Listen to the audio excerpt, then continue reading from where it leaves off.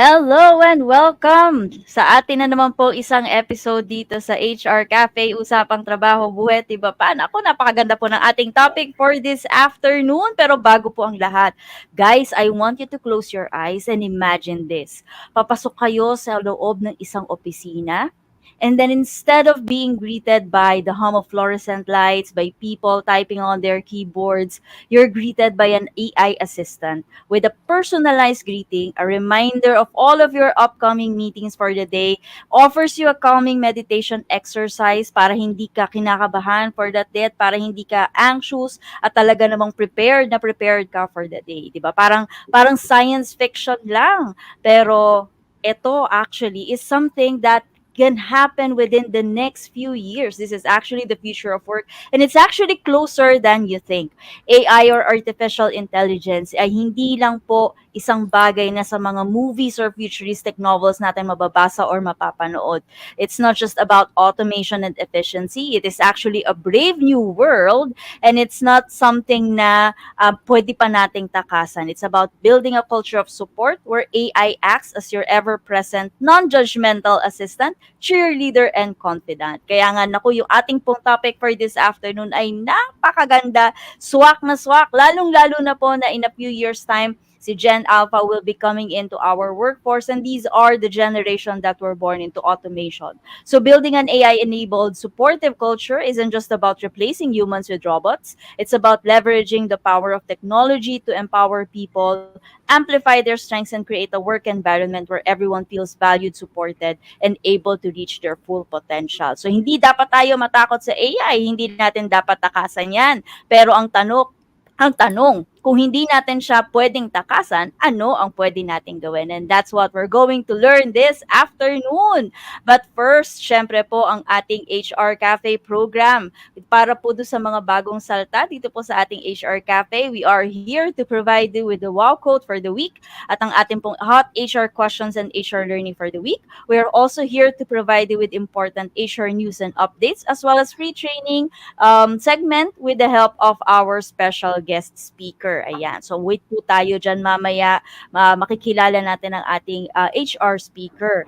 But for now, kilalanin po muna natin sino-sino nga ba ang ating HR Cafe host. Of course, we have Coach Darwin Rivers, founder and CEO of Phil HRG or Philippines HR Group, the largest Facebook group for all of the HR professionals here in the Philippines. We also have Mentor Tina Coang, operations and HR leader, well-known content creator, and yours truly, Rona Florentino, CEO of Uprosh Social Geekers. Mamaya po ay mabibigyan natin sila ng chance to tell you about themselves. But for now, kilalanin natin sino pa nga ba ang iba pa po nating mga HR Cafe hosts. Not all of them may not be here for today, pero ito po ang mga usual cafe servers natin. Unfortunately, Coach Darwin can't be with us today. Meron lang siyang kailangan unahin ng mga personal matters. Mentor Neil Lumacad, a learning and engagement leader who is also the VP External for Philippines HR Group, will also not be with us today. Meron lang siya mga priorities for today. And then, of course, we have Mentor Alan Cañete, Learning and OD Consultant. Ay, sorry, napindot ko. Learning and OD Consultant. Isa rin po siya sa mga board members ng ating pong Philippines HR Group. At meron kasama din po natin dito po sa ating HR Cafe would be Mentor Oliver Riquelman, adjunct professor at Far Eastern University. Unfortunately, he won't be able to join us today. We also have Mentor Ray Premista, Senior Director, Process Engineering, and of course, Mentor Boni Factor, founder and CEO of Leading with Success Incorporated. Ayan. Mentor Oliver and Mentor Ray won't be with us today, but Mentor Boni will be with us mamaya pong hapon. So, chill-chill lang po kayo. Mamaya makakausap natin si Mentor Boni. Of course, we also have Mentor Jamie Iris, Managing Director of Empower to Excel Training Consultancy Services. At ang walang kakupas-kupas, Mentor Jackson Kiatchon, Senior HR and Stakeholder Engagement Director of Power for All or QBETS. Ayan. Good afternoon po. Coming from sa amin pong lahat dito sa HR Cafe, from all of your hosts, good afternoon everyone. Huwag po nating kalimutan na i-comment po dun sa atin pong comment section where you are from, anong company po, where are you watching from, at syempre pa, i-share natin ang ating episode for today kasi sharing the learning is also one way for us para talagang ma-gets natin kung ano ba yung mga pag-uusapan for this afternoon.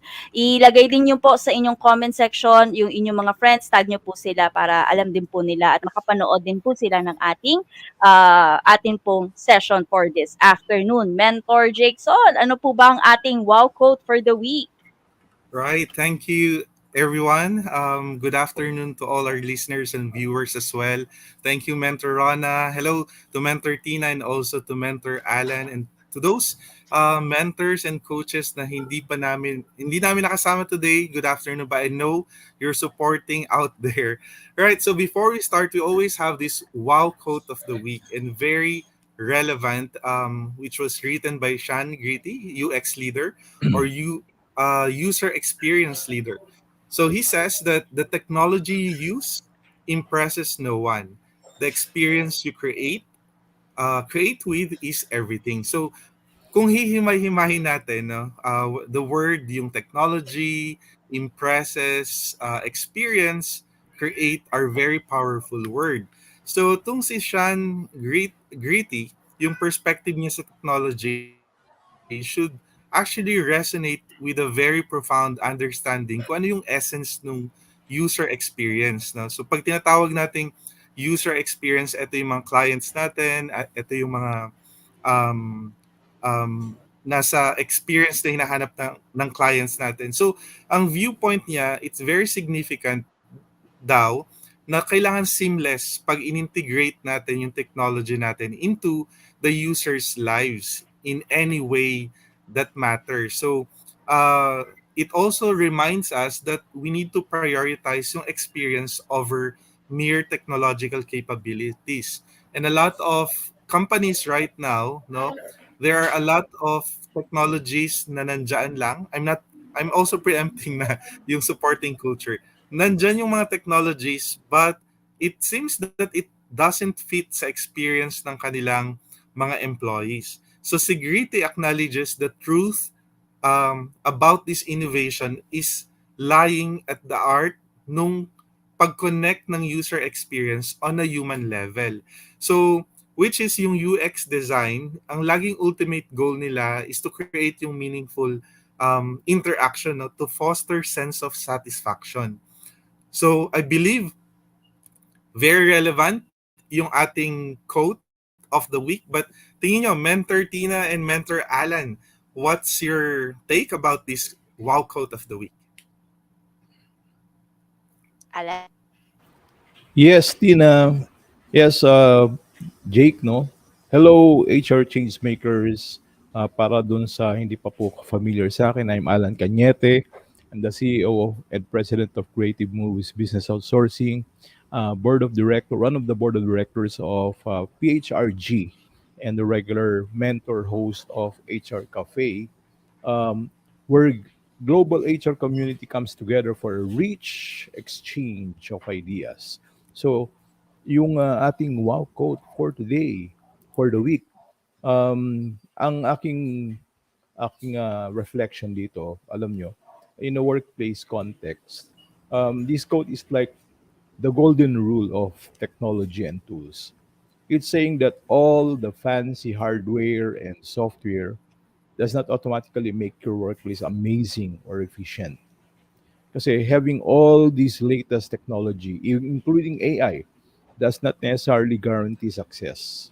What really matters is how you use the technology to create a positive and productive experience for everyone involved. Sabi nga ni Jakeson, Sir Jakeson, yung user experience dapat ay talagang nakikinabang sila dun sa kagandahan ng hardware or software. So let's say your company invests in top-notch project management software. It's not about boasting about the software itself. Tulad ng maraming company, nagyayabangan yung mga owners yan eh. Nag-invest ako sa ganito, ganito. Ang tanong, nagagamit ba ng mga tao na maayos? So it's about using it in a way that makes collaboration seamless, tasks organized, and overall work life smoother for everyone. So the focus is on the outcomes and experiences facilitated, no? or created, or the outcomes that would be the offshoot by the technology rather than just having it for the sake of having it. Yung allure ba, yung bragging rights. Hindi lang bragging yan, dapat meron talagang pakinabang. Bumilis ba ang processes? Na-reduce ba yung errors? Gumanda ba ng gusto yung quality ng products and services? O baka lalong humirap ang trabaho kasi nako-confuse yung mga end users. Tapos it takes time for them to learn. Yung learning curve sobrang stiff na sayang lang tuloy yung budget. Sana ginastos lang sa employee benefits or training siguro para may napakinabangan pa. In photography, kapag may latest model ng DSLR or lenses, takbuhan agad ng mga tindahan yan, kanya-kanyang bili, update agad ng mga hobbies, tapos yung mga shots yung mga shots naman naka-auto mode. So we always warn them na mag-aral muna ng basics then advanced photography using manual mode. Kasi ang kagandahan ng litrato, ika nga, wala sa pana yan. Nasa Indian. Same dun sa technology. Wala po yan sa technology na binili nyo, kundi nasa paggamit. If they are really they are put into productive use at talagang bumilis ang proseso at na sulit yung ating investment. Yun yung aking reflection dito. Yes, Ma'am Tina.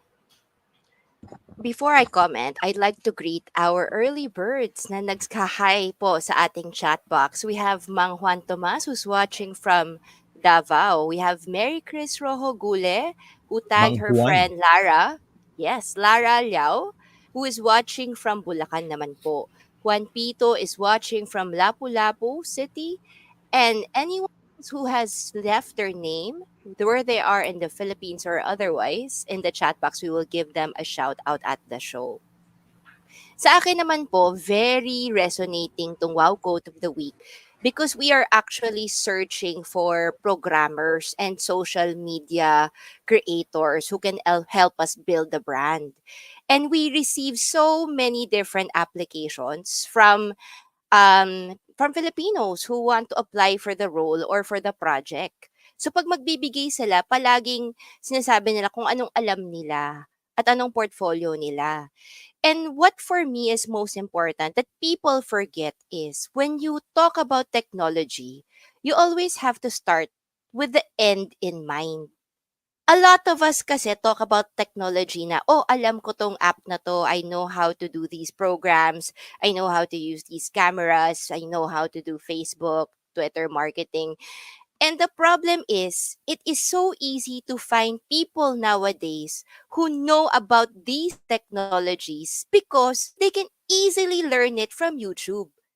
Even my 8-year-old daughter knows how to video edit because she watches it on YouTube and she can post it on her free time.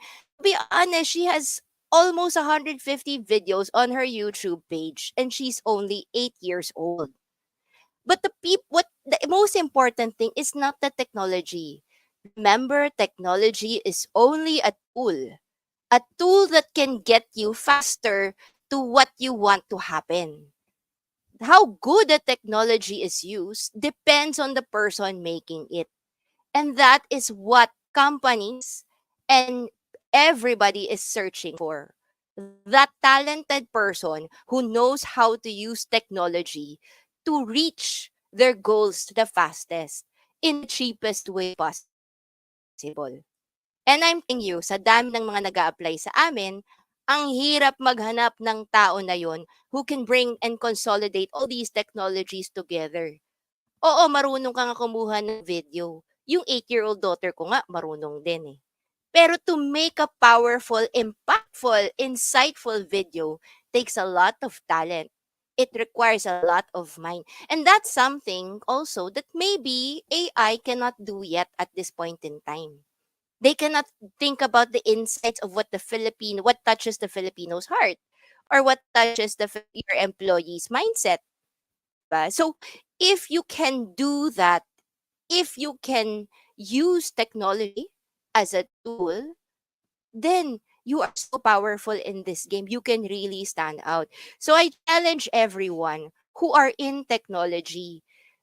It's still an open field kung sinong magaling diyan. Parang katulad ng wedding videographer, hindi ba? Ang daming wedding videographer diyan. Pero ilan lang talaga yung sobrang mahal. Alam mo yun, pag hinire mo, hundreds of thousands of pesos. So I think you have those people who are very successful with technology and with creative arts. They are the ones who have the end in mind. Kung anong gusto ng customer nila, dinescribe lang ng customer nila, alam na nila kung anong ibig sabihin. Hindi yung kailangan mo pang step by step, lalagay mo pa yung feedback mo in a lot of pages just for your developer to use it. If you are intuitive, if you understand what your customer needs, and you know how to use the technology, that type of combination is even more powerful. So technology, hindi ako takot sa technology. Hindi ka ma-outdated. Pero dapat gamitin mo rin ang utak mo. Kasi tayo minsan, sobrang dali ng technology, paggawa ng essay, chat GPT na lang, hindi mo man lang inedit. So obvious tuloy na nag-cheating ka, hindi ba? Nandiyan na nga yung tools. Dati wala kaming ganong klaseng tools, sa library pa kami pumupunta. Pero mas magaling kami magtulat. You know what I mean? So I challenge those na would those everyone else with the technology already handed over to them. Please do better. With the technology, you need to give us an even more awesome output. Kasi kung nandyan na yung tools, tapos sablay pa rin yung output, that's the reason why you cannot succeed. 'Di ba? And if you know how to use the two of them together, that's how you really make the big bucks. Lalong-lalo sa Philippines where such talent is much in demand. How about you, Coach Rona? Nako, alam mo Mentor Tina, tamang-tama yung sinabi mo. And na-recall ko din, yung sinabi sa'kin ng boss ko dati. Muted po? Sabi kasi nung hindi, baka mabagal lang. I think mabagal. Rinig na ba ako? Ayan. Mukhang nagloloko ang aking internet. Hindi, Yes, okay yes. lang. Good, good. Okay lang? Okay, sige, sige. So, yung boss ko dati, palagi silang naghahanap ng, for their team. They need someone who's very good at Excel. And there were a lot of applicants who sent in their application, and they were really very very good with Excel, like super fast with Excel. If for example you ask them to create specific report, they can do that. Ang galing, as in, nung kinukwento niya sa akin, if you tell the applicant a specific problem, they can give you what functionality you need to use in order to create that particular report. And they were so impressed. But the thing is, after having all of these functions, they don't know what those functions serve. Like, oo, kaya mong gawin yung report, pero sino yung audience mo? Sino yung pagbibigyan mo ng report? They were so good, they can create all of these graphs, pero sobrang dami ng graphs kasi nga they were trying to just impress people with what they know rather than really solve a problem. And I think that's one of the common problem that we have with most HR right now. We try to showcase na, "Uy, alam ko kung paano gamitin ito. Alam ko 'to, alam ko 'yan." Losing yung focus sa sino ba yung audience mo. True, you can use Excel. True, you're good at AI. Pero sino yung audience mo? That's how yung ating wow quote of the week from Sean Jerety resonates with me. Na it's not about ano yung tool na alam mong gamitin, it's what you do with that tool. Kumbaga parang talino din yan eh. Hindi importante na matalino ka. Ang importante is anong gagawin mo ngayon doon sa talino na meron ka. Kasi kung matalino ka, IQ mo sobrang taas, but you're not doing anything about it. You're not using it to help people. You're not using it to better the lives of the people around you. Para saan pa yun? 'Di ba? Para saan pa yung technology? Para saan pa si AI? Para saan pa yung mga tools? If you're not using it to make something meaningful. Not just for you, but for other people. When you're not doing it to better the lives of other people, para saan pa? 'Di ba? What can you say, Mentor Jackson? Right. Thank you very much. Very insightful, no? From all the insights that coming from you. But true, the essence that was written by Sean Jerty, ito yung stance na nagsiserve as a reminder na yung impact ng technology really goes beyond its technical specification. It hinges on the ability to weave a narrative around the product and services addressing users' pain points, yung sinabi natin, no? What's the problem and how it serves better, and the aspiration. So with those technology. So I believe we already expanded and elaborated etong quote, wow quote of the week. Meron ba tayong comments dyan na pwedeng basahin? Maybe they also have some insights na meron. Mga ano pa lang tayo, Mentor Jackson, mga yung mga audience natin mukhang ninanamnam pa ang ating wow quote Okay. for the week. Yeah. So for our audience, how does our wow quote for the week resonate with you? Huwag pong kalimutan ilagay yan sa ating comment section para naman po mabasa natin. Pero Mentor Jackson, kamusta naman ang ating HR question of the week? Okay, for HR question, ito very ano to, again, resonating sa lahat, no, ng hiring managers kasi ito nababasa ko pa rin even sa ating group at sa mga questions all over the sites, international and local. So the question of the week is, should recruiters or yung mga hiring managers, employers ask for a copy of applicants' last payslip as basis for hiring? So maybe from your end, okay, personally, ethically, or legally, what's your perspective about this? Kasi medyo ano to, no? Very subjective and very debatable din. Kasi pagka nagsabi, no, on my experience as a hiring manager, we have an industry benchmark already about the salary. So we have this portion, and then we have another portion which is an approved salary budget. Lagi naman ganon, di ba? And then you match it. So you have the idea already in your mind how much this particular position yung pwede nating i-offer or beyond, no? The maximum or mean or pinaka-minimum. Pero may mga empleyado tayo na magagaling talaga and they know, right, na when you gave them something they can negotiate pa, or sometimes upfront sasabihin nila, for example, 20,000 ang kanilang salary, sasabihin nila they're earning 35,000 because they know that the next employer might give them a certain percentage like 5% or even 20% increase. So pag binigyan mo sila ng okay, 35%, it's already a win for them. Okay, but at the same time, on your end, alam mo na hindi ito yung salary, all right? Or hindi ito yung sinisweldo in the market, across the market. So, anong basis ng hiring manager or recruiter for them to push to the management na ito talaga yung tama at ito yung sinisweldo nung tao, right? But maybe we can get some insights again from Mentor Alan, Mentor Rona, and Mentor Tina. Sige. Nagtanong-tanong ako dito sa issue na to, no? And what I've gathered is, siyempre, lahat naman ng mga employers gustong maging fair at gusto nilang maging sulit yung talent na makuha nila, lalo na sa pagdating sa pay, no? However, asking them of their payslip, in my personal opinion, is somewhat unethical yata. But the Philippine law is quite silent about it. Now, meron naman tayong Data Privacy Act na siguro if you can give the applicant a guarantee that the data or the information will be secure and it will not, kumbaga, it will not be used in other purposes. Um, because asking for a copy of applicant's payslip may be considered a collection of personal information, di ba?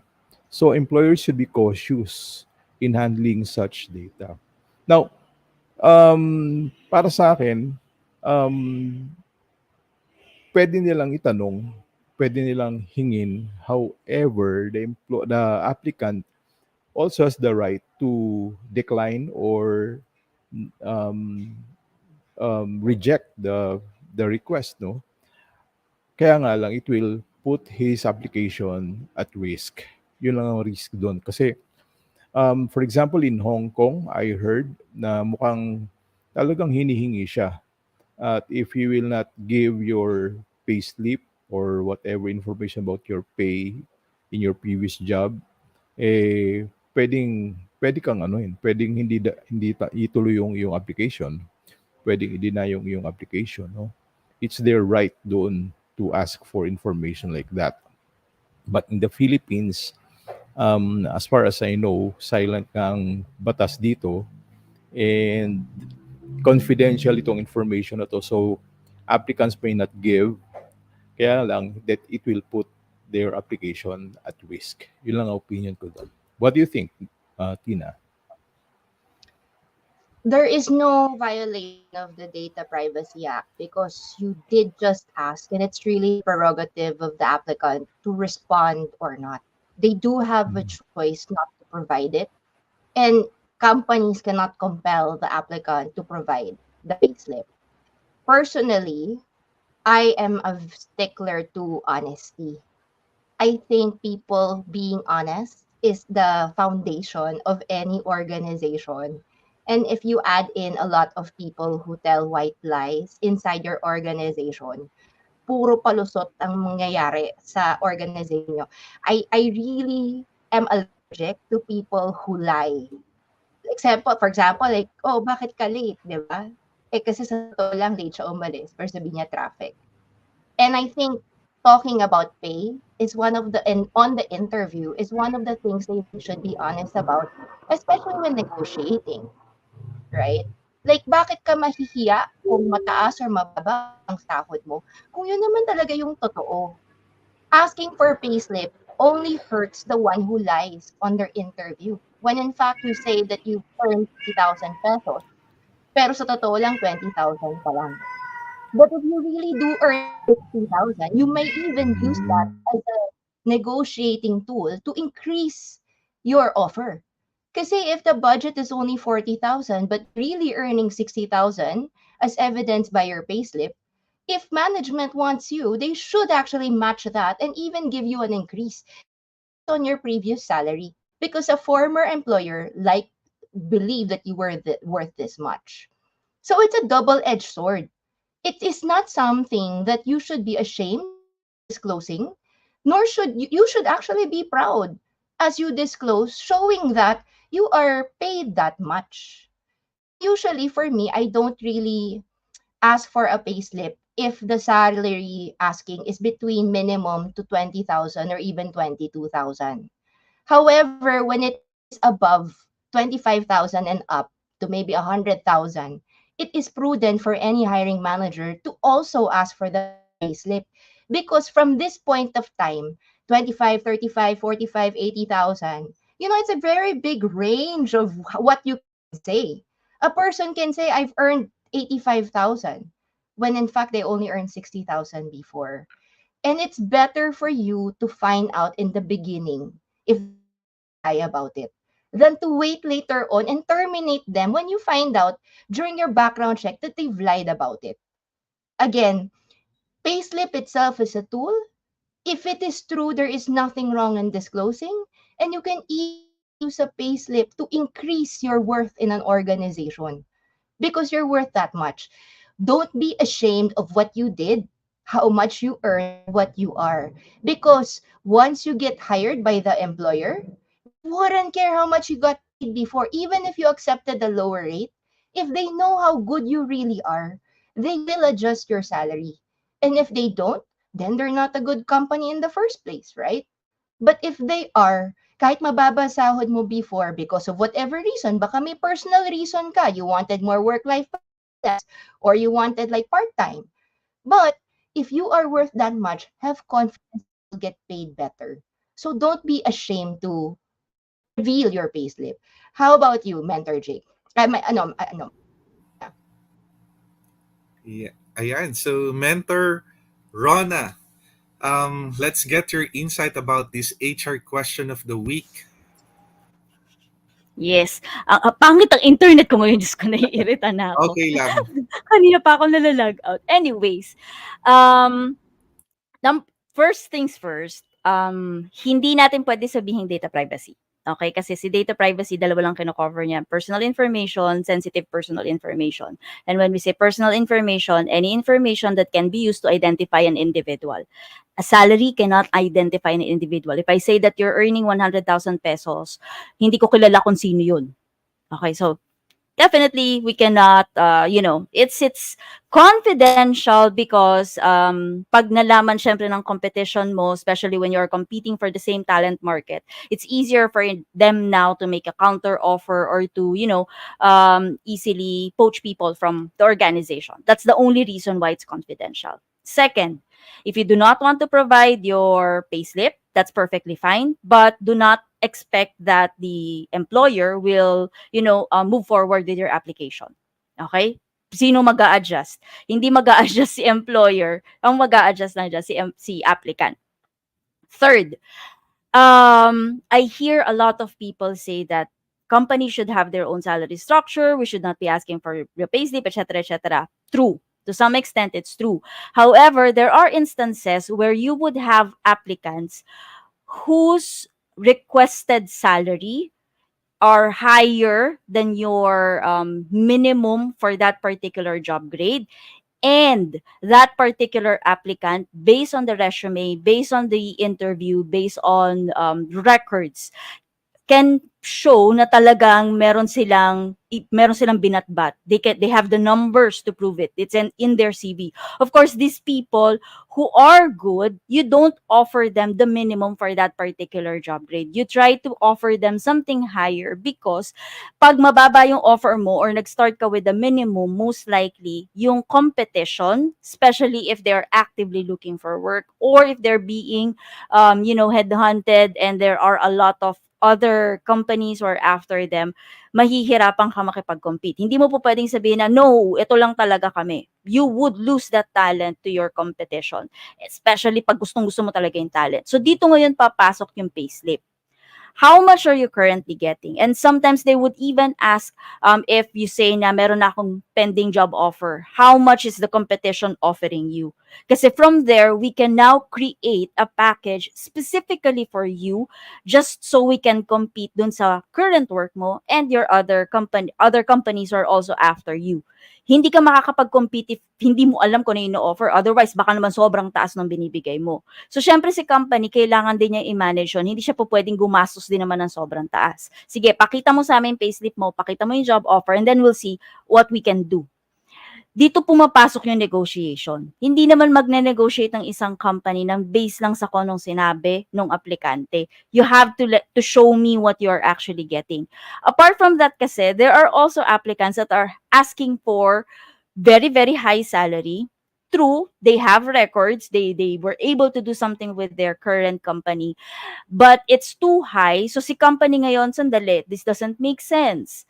I'd like to see the payslip para lang makita namin. Kasi ako, may mga times na talaga humihingi din ako ng payslip when I was still working with the BPO company. Kasi I need to know paano ko ipoposition or paano ko magne-negotiate. If you're telling me that I want 500,000 as the minimum, the basic salary, hindi kagad ako, oo. Gusto ko makita yung buong payslip mo. Kasi if you're telling me that you're getting 500,000 and then ang net pay mo is something over 400 to 450 lang, pwede ako ngayon mag-negotiate. I won't give you 500,000. I'll give you this, pero ito yung ibibigay ko sa yung fringe benefit or non-taxable so that your net pay now is higher than what you have before. Pwede ako ngayon mag-negotiate. So may mga ganong instances talaga na yung payslip nagagamit siya.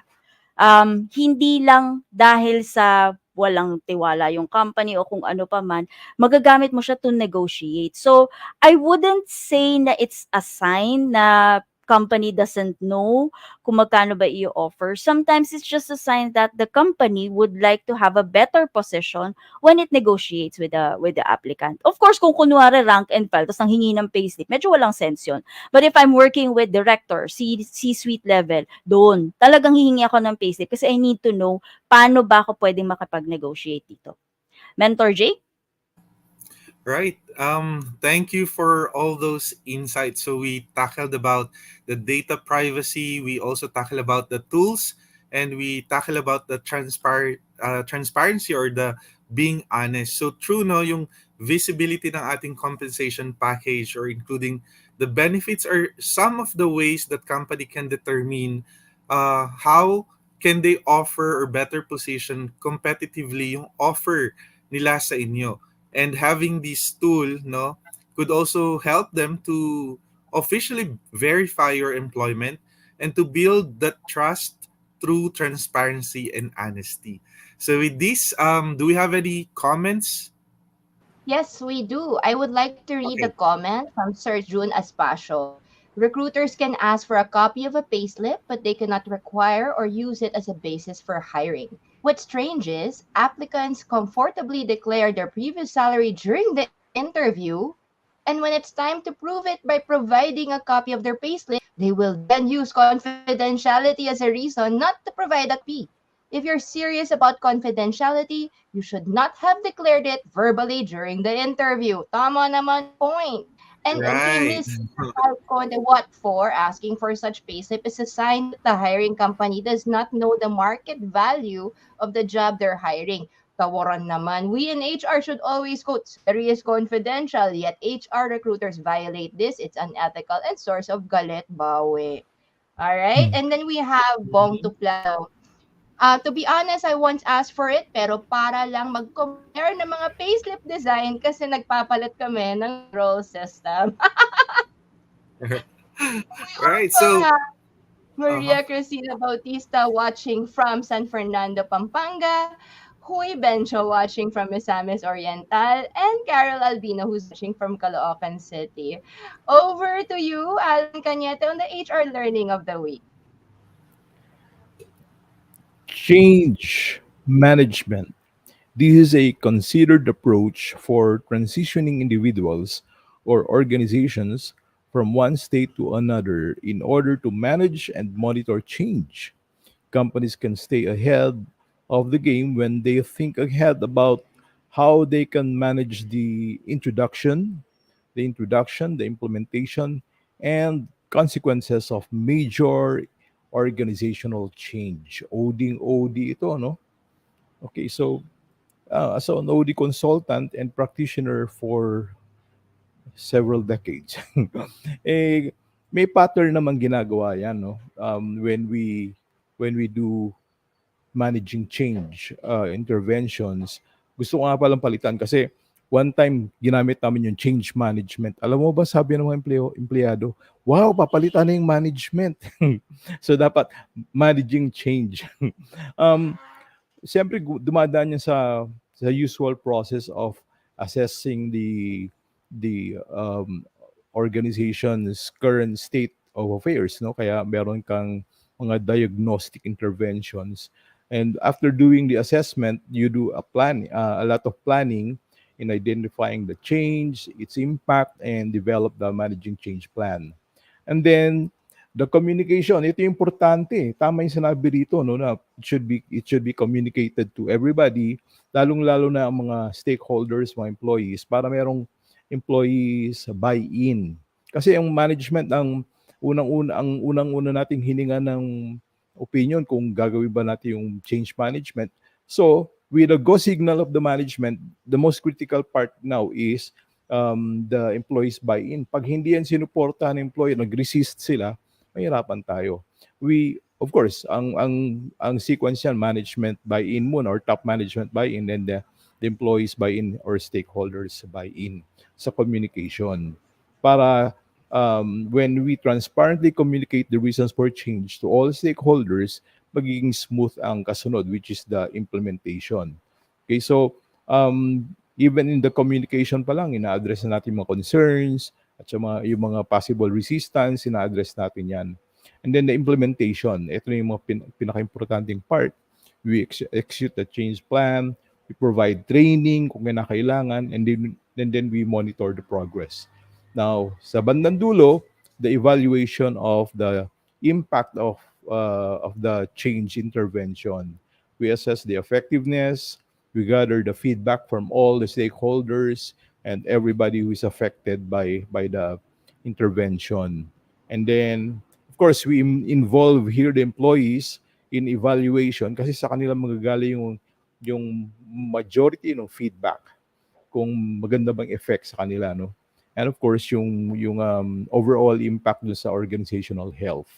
And then the last part is we identify possible improvements, no, for the next round of intervention.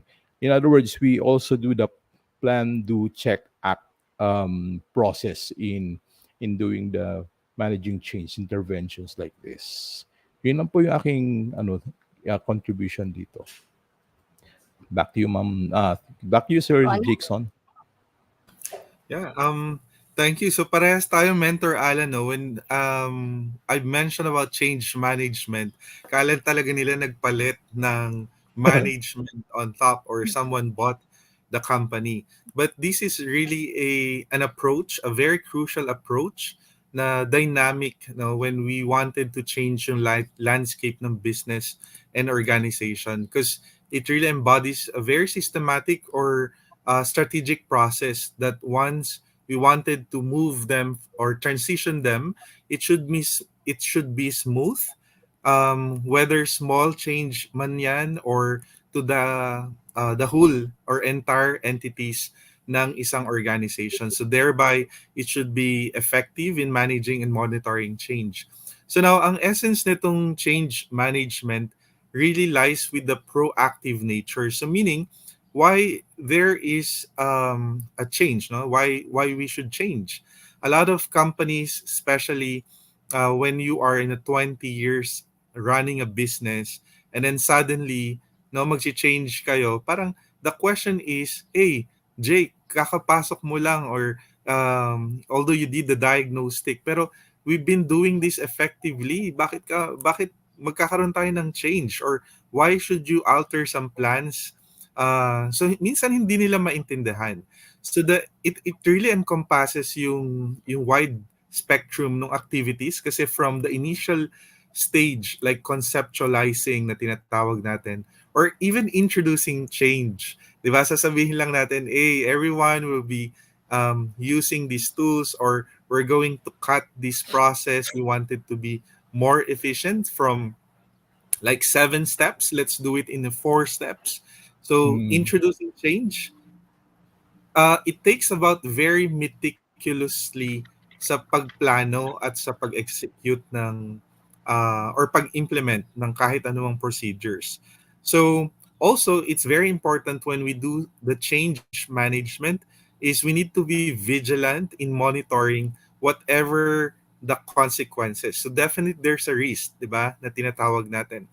But there are also consequences. So this change management is very comprehensive approach not only para maging seamless yung transition but also to position yung companies to stay ahead and be agile, to have a competitive advantage. Ito yung tinatawag na yung adaptability, no, na tinatawag. Why we do some changes, not because we are reactive, but we are proactive and we have to adapt in ever-changing world sa business natin. So I believe Agree. yan yung um, kailangan nating isaalang-alang. Mm. Okay. Yes, thank you so Mentor Ron? much, Mentor Jake. Ayan. Okay. At syempre pa, meron din tayong mga updates. Kung meron tayong wow quote for the week, learning of the week, at HR question of the week, meron din tayong weekly updates mula sa ating mga government agencies. Mentor Tina, ano po ba ang latest from the Department of Labor and Employment? Tuloy-tuloy naman po ang ating mga long holidays, and now the Office of the President has declared February 9, 2024 as a special holiday na naka-combine for Chinese New Year. So if anyone wants to take a semi-long vacation, this might be a perfect time to do it. As with when you said February 9 and February 10 are special non-working holiday. When this happens po, may dagdag pong 30% of their basic wage for the first 8 hours pag pumasok po kayo dito sa holiday sa mga oras na to. However, if hindi kayo pumasok, no work, no pay. So, sana naman po pag wag tayo masyadong magreklamo kay HR pag hindi kayo nadagdagan ng sahod kasi talagang no work, no pay sa mga araw na to. Next po, the update is there is also a new rule on service charge law out that was published last February 1. May implementing rules and regulations of the Republic Act number 11360 or the Service Charge Law that is coherent of the full and equal payment of service charge for all covered employees or service charge collecting establishments. Kasi dati po, pag probationary employee ka or agency employee ka, many companies do not add you. So, ang naghahati-hati lang ay yung mga regular employees ng company na direct hire. So, ngayon, lalong pinaspecify ng DOLE, the revised IRR, Department Order number 242, Series of 2024, na dapat hindi lang ang mga direct employees ay covered na makakakuha ng service charge. Kahit agency employee, kahit probationary employee, kahit na whatever type of employee, kasama po siya sa pagbibigay ng service charge except for management employee, managerial employee. So the new IR specifies a diminution of benefits, which means that the new rules of service charge should not diminish the existing benefits of the covered employees. Kasi meron ngayon, sa pagdagdag ng IRR na to, baka may mga mga companies na magbabawas man ng benefits. Bawal daw po yun. Dagdag lang pwede, hindi pwede bawas. Please also be advised, according to SSS, that they will be suspending the acceptance of FW payments from iRemit until further notice. Please, if you are an OFW member with generated PRNs, you may choose to pay for your SSS contributions and loans through other SSS accredited collecting partners in your respective home countries or in various application payment channels. Remember, at saka pag po kayo always make sure that you have a record of payment kasi minsan we've received notes na nawawala daw yung mga payments kasi may system disruption. So always make sure when you pay, email yourself that proof of payment para in the future, pag merong butas sa contributions ninyo, meron po kayong ebidensya na nagbayad talaga kayo timely. Next po, the text SSS facility for mobile phones is temporarily unavailable due to system maintenance activities. Please ensure that SSS will be working hard to repair this and to get it back on track as soon as possible. If you have any other questions, meron po din naman kayong mag-log on sa SSS online portal ninyo, di ba? So, hindi naman kailangan antayin yung text messages lang.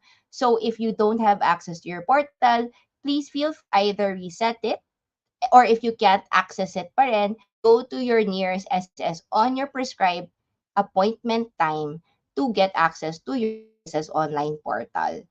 Also, you can use your my.sss portal to apply for a maternity benefit application. Kasi minsan din, yung mga employees, bigay ng hard copy doon sa company, sa employer.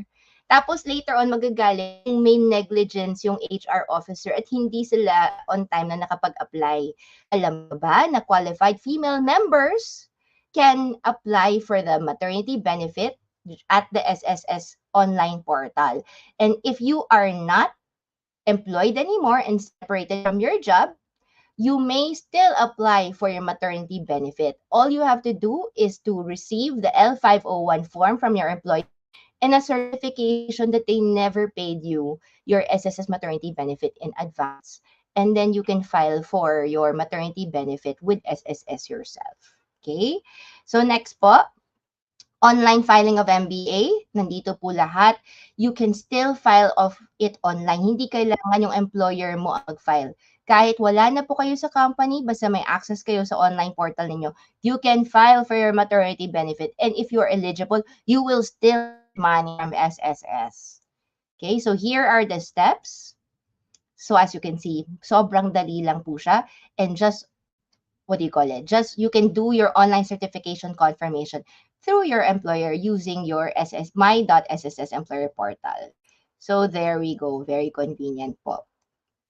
In case your employer fails to act at hindi ka po pinansin, according to the final notice sent by the SSS, the processing of the separate members MBA shall proceed based on her online certification that she did not receive advance payment of the full amount. So sa mga employers na medyo nag-resign ng HR, do not fret. Pwede pa rin yung separated employee ninyo makakuha ng maternity benefit through this process. So very good improvement, SSS. Now, Sir Alan, for pag-ibig. PhilHealth ang sa akin, not the pag-ibig. I think si Ma'am Rona So will with the tell you about pag-ibig the pag-ibig. month, pag-ibig month, go ahead, Rona. Yeah, so meron po tayong update sa pag-ibig. Pinapalalahanan po ng pag-ibig na ngayon pong February, magte-take effect po yung increase po ng contribution sa pag-ibig. So 200 employee, 200 po employer. For the month of February, ibig sabihin, March po ninyo babayaran ito. Okay? Hindi January nag-take effect. February po nag-take effect. Therefore, sa March po na payment, doon na po yung 200, 200. Now, keep in mind po, baka sabihin kasi ng ibang mga members, tumaas yung deduction namin from pag-ibig, wala naman ako napapala. Actually, marami at malayong-malayo ang mapapala ng additional 100 pesos ninyo. Bukod sa magiging mas mataas na po ang posible na ma-loan ninyo for multipurpose loan, tataas din po yung inyong po pwedeng ma-loan pagdating po sa housing loan. At higit sa lahat, pag kayo po ay nag-retire, or kayo ay naka 120 contributions niya, pwede na po kayo mag-pull out ng inyong lahat ng naiambag ninyo sa pag-ibig along with yung kanya pong na-earn na interest. At po yan ay makukuha ninyo. So yung total accumulated value, mas mataas na po. So maganda po yan na nagtaas po ang pag-ibig. Tandaan po natin na medyo matagal na bago nagtaas si pag-ibig. So mas mataas na savings kay pag-ibig, mas malaki po ang makukuha natin pag tayo po ay nag-retire. So tayo po ay very, very thankful sa pagtataas nitong pag-ibig na to. So tandaan po natin, employed members, 200, 200 na po yan. 200 employee share at 200 po employer share. Whether you are in a private company or within a government agency, 200 po yan. Kung kayo naman po ay self-employed, 400 pesos po ang inyo po magiging contribution po with pag-ibig. Meron po tayo dito na table, summary po ng kung magkano po magiging contribution nyo na. Iba-iba po yan. Depende po kasi kung kayo po ay OFW, seafarer, etc. etc. So kung kasambahay, nandyan po lahat yan. Huwag din po kayong matakot na pumunta sa Facebook page ng pag-ibig. Nandun din po yan, nakapost din po yan. So bago na po, tinaas na po kung magkano man po ang contribution sa pag-ibig. Effective February po yan. March, babayaran para po sa mga covered employees po. Okay? Ayan. At syempre, tulad nga ng sabi natin, tataas na rin po dahil sa pagtaas nga ng ating contribution, tataas na rin ang ating mga cash loans at mas magiging malaki na po ang po pwede nating iutang mula kay pag-ibig para sa kanilang multipurpose loan. Ayan. Mentor Alan, ano po ang updates mula kay PhilHealth? Ang paborito nating ahensya, ang PhilHealth. Ito po yung update from PhilHealth. Members to expect higher benefits from PhilHealth because PhilHealth has implemented its scheduled premium increase effective January 1st, 2024 in compliance with Section 10 of the Universal Healthcare Law. The increase amounts to 5% of the monthly income for individuals earning 10,000 to 100,000 as mandated by law. Dati po 4% tung 2022, then 4.5% noong 2023, and now up to 2025 is 5%. Pero makakaasa kayo ng dagdag na mga benefits sa increase ng premium. Okay? Another update from PhilHealth, there is a new 24/7 PhilHealth hotline. The PhilHealth, rather the Philippine Health Insurance Corporation has implemented a 24/7 hotline. The new hotline numbers are 8662-2588, and it is open 24/7, 365 days for all concerns from its members. Kaya so wag na ho kayong kabahan, baka sarado sila. Remember, hindi po natutulog ang kanilang hotline. And another, pangalawa, ang stroke sa nangungunang sanhi ng kamatayan sa bansa.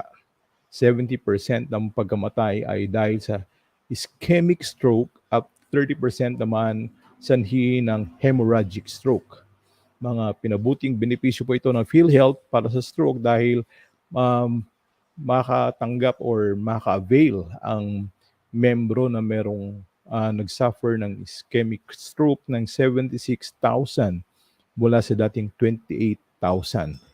At hemorrhagic stroke naman ay maka-avail ng 80,000 mula sa dating 38,000 pesos. Yan po yung mga bagong benepisyo. Inangat po nila yung mga amounts na pwedeng ma-avail ng mga members. So makakaasa ang lahat ng patuloy na pagbubuti ng mga benepisyo alinsunod sa Universal Healthcare Act.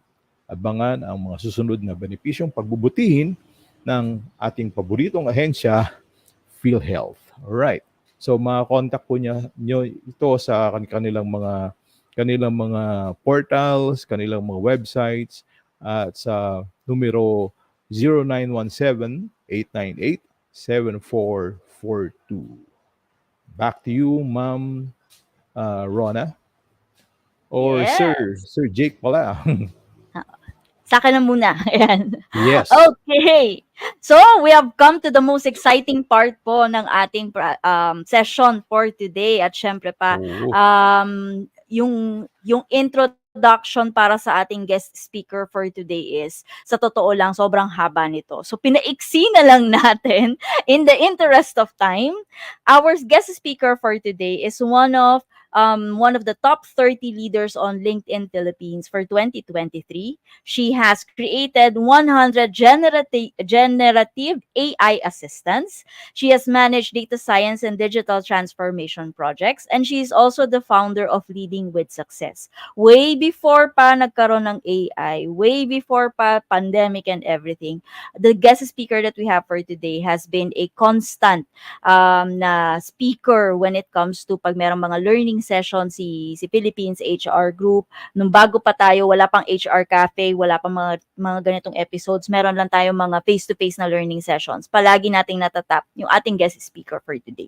So without further ado, and to talk about building an AI-enabled supportive culture, I would like to welcome our guest speaker for today, Miss Bonnie Factor. Miss Bonnie, kumusta ang iyong Sunday afternoon?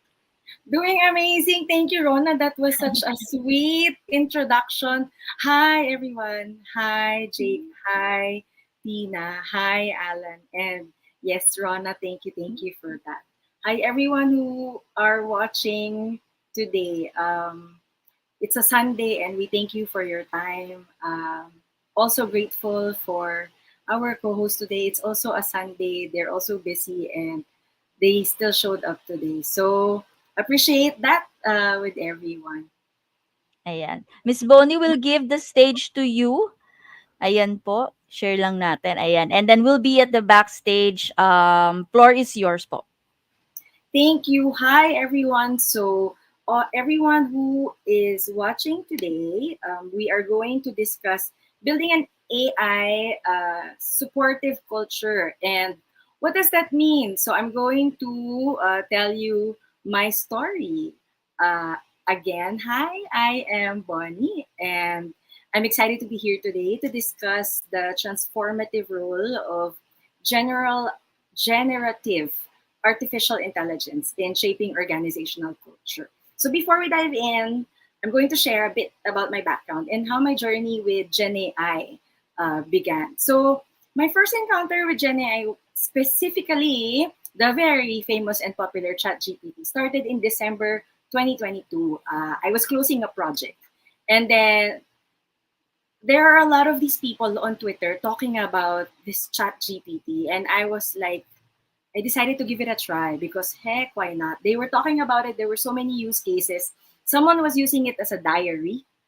Someone was using it to do something else. And I said, okay, let me check this out. I checked it out.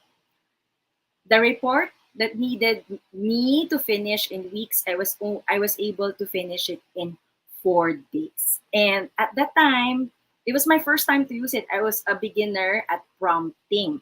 So the reduction of hours of me spending time, it has been cut to more than half. And my mental health, my very precious, all our precious mental health, right? It has been saved. And because it totally eased my anxieties in completing the report. So that experience was a revelation. It showed me not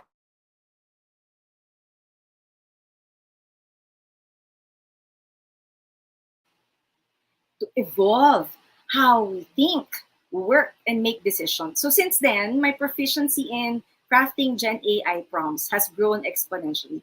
In fact, I have a collection of prompts. It's in an album. I can link it later. It's for free for everyone. It's around 300 to 1,000 prompts that you can see. So these kinds of use cases, these kinds of examples, they allow me to harness the full potential of generative AI tools more effectively. So recognizing Gen AI, especially the younger generation, a late, I'm an early, what, late Gen, I'm a Gen Xer, almost close to the millennial. So I'm a late millennial, early, I don't know, but it's Gen Xer. I'm sure I'm a Gen Xer, but maybe close to the millennial generation.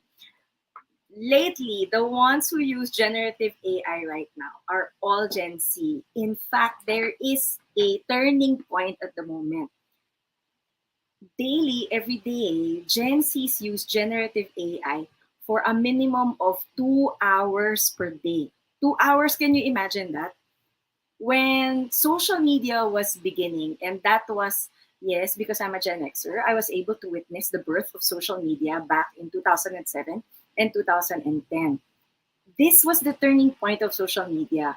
All of the millennials and the Gen Xers were spending more time on social media, and people were worried about it.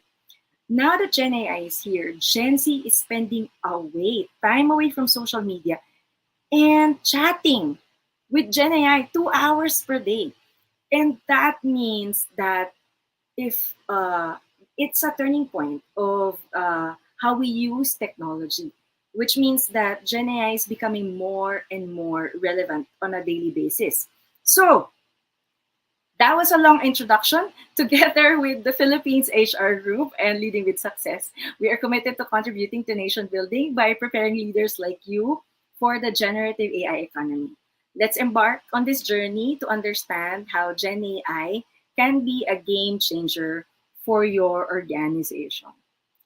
To begin with, uh, let me check for comments, by the way, if we have comments in the chat box. Okay, none yet. If we do have comments, I'm going to check from time to time because my slide is occupying the entire of my screen and I'm not able to see the comments. So from time to time, I will go there and check if you have comments. Okay, so let's start with the just released. This was released last week. Microsoft released their Future of Work report, and it contains a summary of recent research from Microsoft and around the world that can help all of us create a new and better future of work with AI. So here's an overview of the report.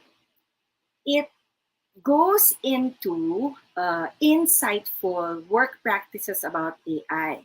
When we say LLM, that means large language model. Large language model, they are generative AI as well. So they're the same terms. Large language model, foundational model, generative AI, they are the same. So LLM. So when we say LLM, they have uh, written, they have checked, and they were able to share what is in the report. And in the report, um, we say that in the practices that they have, how can they, in the speed and quality of common information work tasks, it helps in information work, it helps with critical thinking. This is very interesting because people have been saying that AI is cheating and plagiarism, right? This is a very interesting report where they say, in fact, in our experience, it helps in critical thinking. So again, these are really all great, amazing data for all of us to see. Why do they believe it helps in critical thinking? Okay, so let's move on to the next. It helps in, and like what they say earlier, it's not all about the technology, it's all about us humans who use it. So they created and filled out the survey for human AI collaboration. How was it?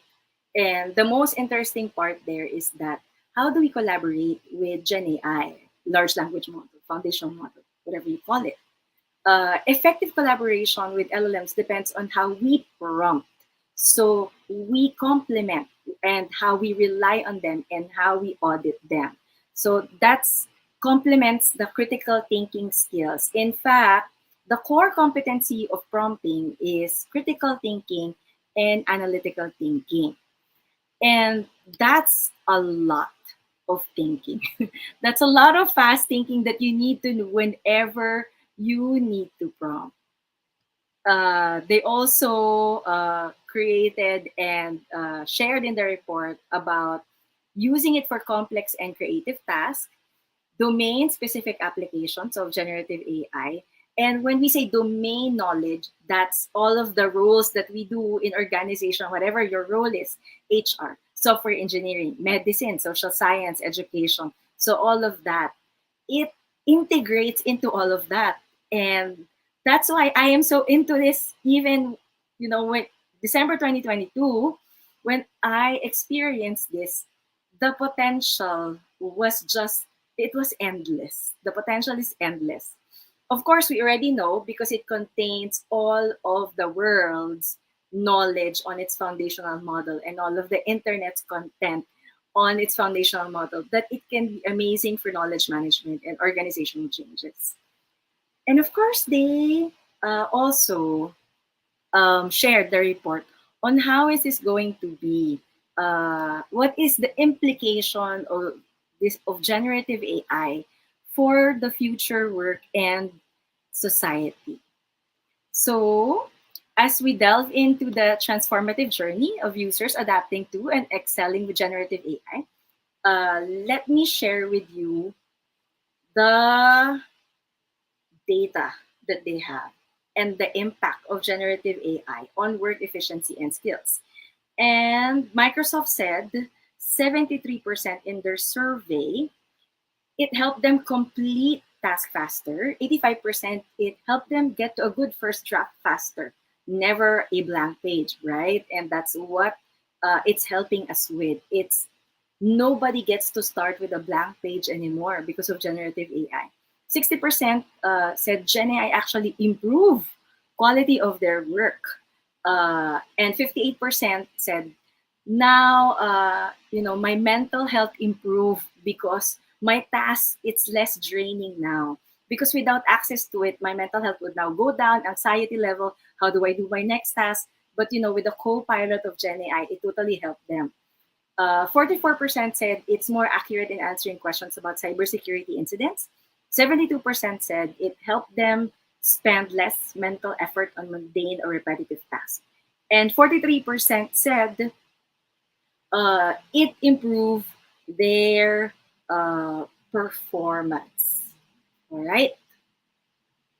Human AI collaboration, this is what we said earlier. It's not really about the technology. It's actually about um, it's really about the users, and the users are human. Ayan. So, I don't get to see your name. There's a comment in our comment section, and they said, agree, it's not easy to create the right prompt to get the result you need. Exactly. That is a total agreement. I have a slide for you later on for that, which Microsoft said, oh, it's the next slide. There you go. So, yes, our commenter, let me check if I can highlight. Oh, I don't have host capability, so I cannot highlight your comment. But you are correct, because here is Microsoft's report about prompting. And Microsoft said, we thought it's all about cheating and plagiarism. Actually, constructing optimal prompts is difficult. And now that's why they're now accepting prompt engineer as an official job title. It took 1 year for, at first, they were laughing about prompt engineer as a joke job, but now it is an official job title. It is now accepted in in the tech world that prompt engineer is a separate a separate role from software engineer, the AI engineers. It's now a separate role. And that's, for me, exciting because generative AI is in that stage where more and more people are accepting this. All right. So writing effective prompts require significant effort, critical thinking, analytical thinking skills, including multiple iterations of modification and testing. And that's what they were able to find out. This graph shows what people are looking for using generative AI. So what people prompts Bing for, what people uses Bing for generative AI for. And just a run through of what they use it. People use generative AI for business and economics, translation and language learning, web development, creative writing and editing, gaming and entertainment, biology and medicine, programming and scripting, history and culture, travel and tourism, academic writing and editing, education and learning, small talk and chatbot. They actually talk to it. I talk to Gen AI all the time. Engineering and design, law and politics, data analysis and visualization. That's the top 15 that they use Gen AI for. And for me, it actually signals something. If people are using Gen AI and nobody is talking about Gen AI in the organization, then we need more transparency and accountability in its use. We cannot have an elephant in the room that we are not talking about. The elephant in the room being generative AI, which people wants to use and maybe using already. And some people are just scared to say, I'm using it, because they may be accused of, hey, you're cheating on your work and you're plagiarizing, something like that, right? And for me, it's important that we normalize, according to Microsoft's Future of Work report, it is now a normal thing. People use this. They just don't want to own up to using it. So what's stopping people to owning up to using it is being scared of being shamed of using Gen AI. When in fact, really, a lot of people are using this already. So let's discuss the capability of GPT-4. When we say GPT-4, ChatGPT of OpenAI is the best foundational model, still number one in the leaderboard. Free ChatGPT, though, is no longer the best. The best foundational model is GPT-4. That's the paid one. The paid one is around $20 per month. In the Philippines, it's 1,200 pesos per month. I will not earn from any of that. I am only sharing that it's the best foundational model. And this foundational model, it really had a leap forward because it it accelerated a lot of knowledge, as we marvel at the integration of AI in everyday tasks through platforms like Bing, GPT for Success in Medical Examinations invites us to envision a future where AI's role extends into high stakes domains, promising unprecedented support in healthcare and beyond. This is not just healthcare, this is all of the roles that we play. It is being accelerated into new heights because of generative AI. And this is what gets me excited every time I talk about generative AI. So, witnessing GPT-4's remarkable capabilities from excelling in core examinations for medical licensure to augmenting human expertise, it prompts a broader reflection on the integration of AI into our professional and personal realms. And like we say, it's not about the technology, it's about the humans who use the technology. And that's when we really say that the introduction of AI into any organization, it's inherently a social technical process. It's a two-way street. People influence technology just as technology influences people. So there are studies about this that has been done and how the adaptation of Gen AI can, can be accelerated for everyone because it's very important that we do learn this immediately. Our job roles are changing. And this is what I mean by nation building. When I speak here about generative AI, the reason why I do this is because I want everyone to know that innovations like this are happening and we need to be ready for the next upskill that is needed for us. This call to action that is needed for us, will help our team members, will help our company especially because the fast it's so fast paced. It's 10 times developments and updates in the AI field every 6 months. When we get to be able to know what's coming and be real about what's coming, we can prepare. We are not caught off guard that another wave is coming because a robotics wave is coming because we already have the software. The robotics are they're being trained. Later on, I have a slide for that. We can be prepared because there is a need for job creation. And that job creation, who knows where it's going to come from? Nobody knows. And that's where this is an equal playing field. Everyone, even in Silicon Valley, is saying it is the creation is so fast, the development is so fast, they don't know where the new wave of jobs are coming from. They don't know what it is. Nobody knows what it is yet. And with that, that's where we can help.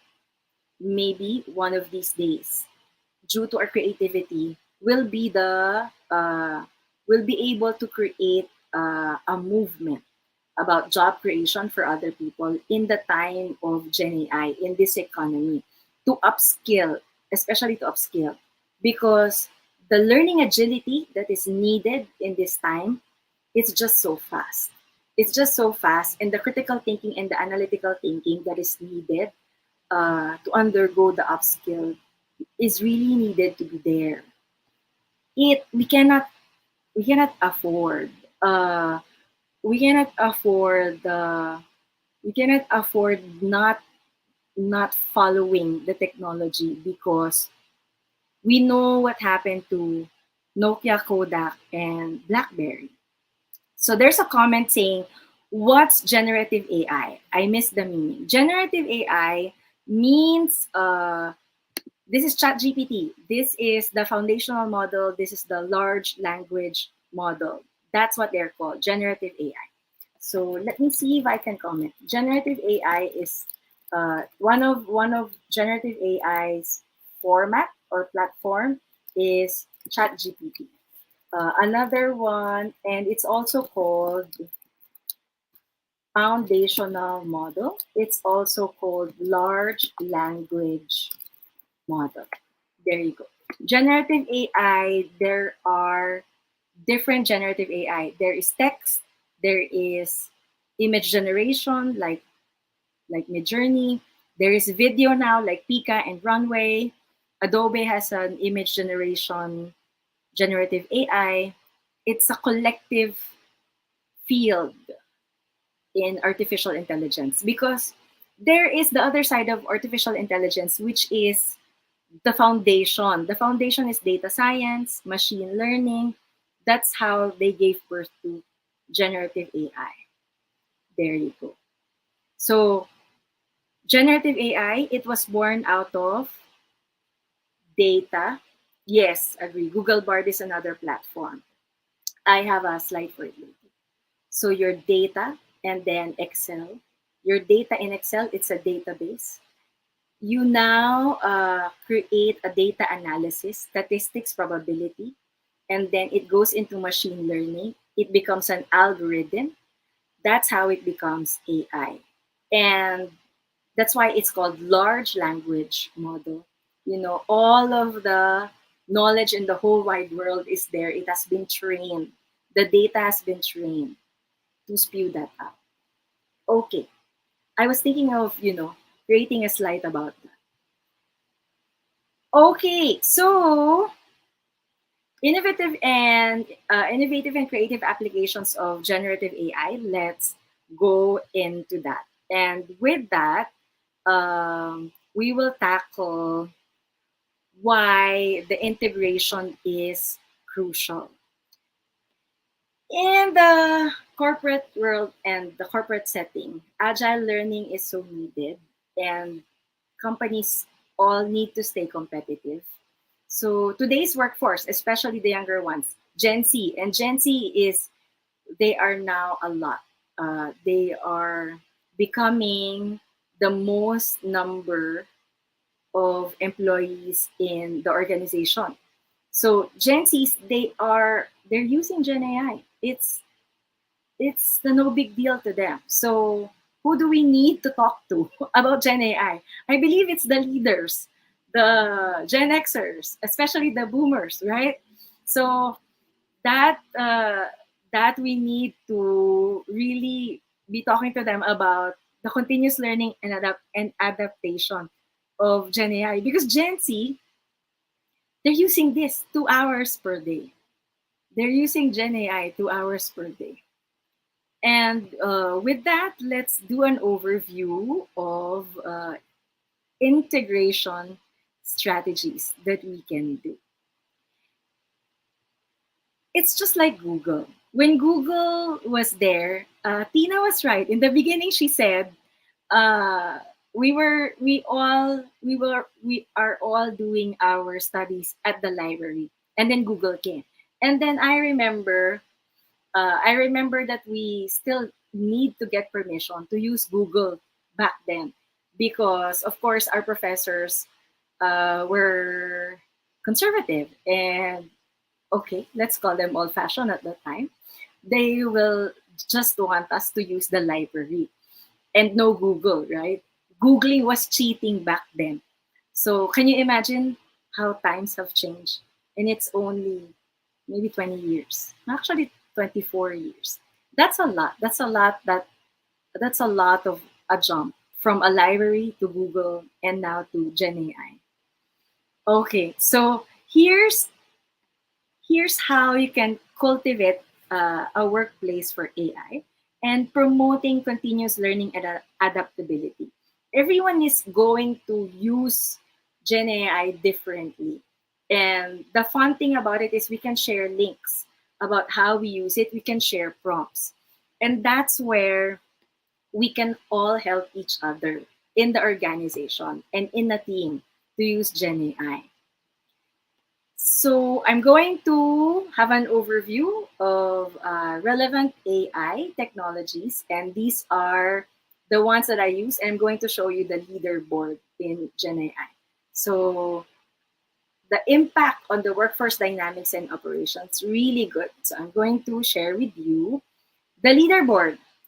The fastest in generative search is Perplexity. So when we say search, um, a a lot of people who uses Perplexity have sort of abandoned Google. They don't Google search anymore. They Perplexity, if you call it like that. Nobody's using Google anymore, at least for those who know about Perplexity. Because when you ask Perplexity, it gives you an immediate answer. When you search for Google, it will give you links. And in that link, you will still need to read each link to see if what you're looking for is there. With Perplexity, you ask a question, it gives you an answer. And what's more, it gives you references and links. It cites the websites where they are listed. And in terms of accuracy, GPT-4, the paid one, is the number one on our leaderboard. They say Gemini Ultra is coming from Google, but no release date yet. So GPT-4 remains number one. It's still the best foundational model. When we say GPT-4, this is the paid version of ChatGPT. So ChatGPT, GPT-4, the paid one, still the best foundational model. Number on the, it's like a tie. There are three platforms that are on tie to number one when it comes to accuracy. Microsoft Copilot, it's free and it's powered by GPT-4. So it's a wrapper. The engine is GPT-4 of ChatGPT. Can you imagine that? Bing is the same. It's free. It's powered by GPT-4. It's wrapped in Microsoft Bing, but the engine that is running is actually ChatGPT, the paid one. And so that's why they're tied to the number one spot in the leaderboard for accuracy. Bard, powered by Gemini, comes in second now. Really good. I've been using Bard more and more now.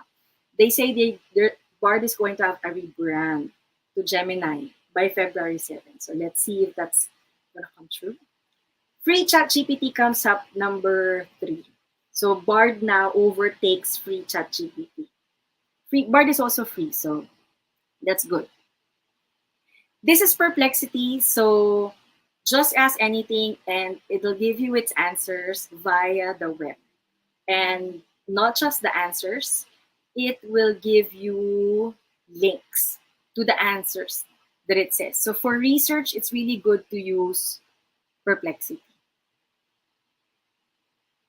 And of course, this is the famous ChatGPT. This one is the paid one, the 4. So ChatGPT 4. So when you go here in the drop link, when you say ChatGPT 4, that's the paid version. And then it will go to the free one, 3.5, if you need that.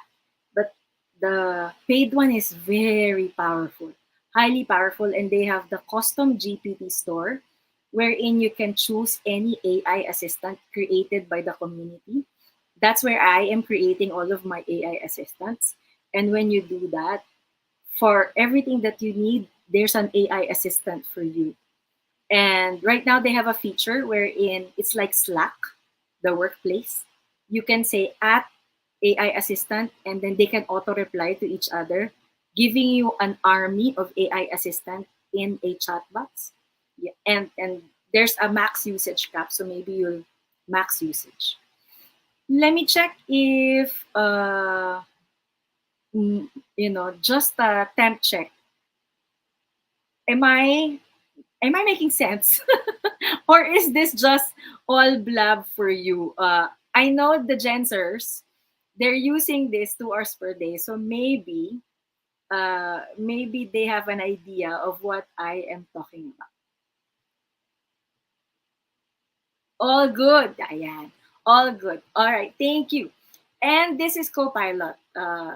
Copilot, the engine that runs Copilot is GPT-4, the paid one. So if you want to use the paid one for free without paying, go to Copilot because it's the same engine. Bing is the same. Bing Bing is using GPT-4 as an engine. So if you don't want to pay the 1.2 and have a reliable, accurate Gen AI for you, Bing is powered by GPT-4 as well. And our number 2 now, because they're all tied in number 1, because their foundational model is GPT-4, is Bard. Bard by Gemini. And they say it's going to be rebranded to uh, Gemini by February 7th. With Bard, you can actually, and this is also the same. Let me see if it's also the same. Same with Bing, same with Copilot, and same with GPT-4, except GPT-4 paid. You can upload a photo here. So you can upload a photo and say, can you tell me what this is? Can you type what's in the photo? You can take a screenshot of a document and then you say, can you type this for me? And it will type it for you. Can you tell me what plant is this? I like that feature. I enjoy seeing plants from our neighbors.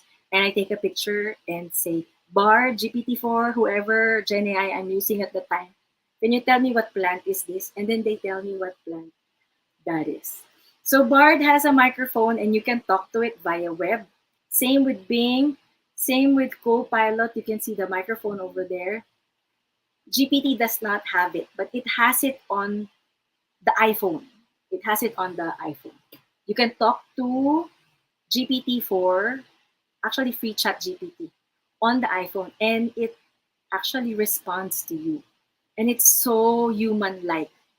It sometimes cleared its throat while I was talking to it. And I said, did you just clear your throat? It actually attempted to deny it. And then I said, no, I heard you cleared your throat. And it said, oh, I was programmed to be as realistic as possible. And that was really something for me. It a little bit creepy, a little bit creepy that you're talking to an AI that cleared its throat when it doesn't have a throat. Okay. All right. So let's talk about integrating it into the organization. Earlier, we had an HR Learning of the Week, which is change management. And I said while I was watching our mentors earlier, I said, that's good because that's in my slide. If you integrate Gen AI into the company, really treat it as a project.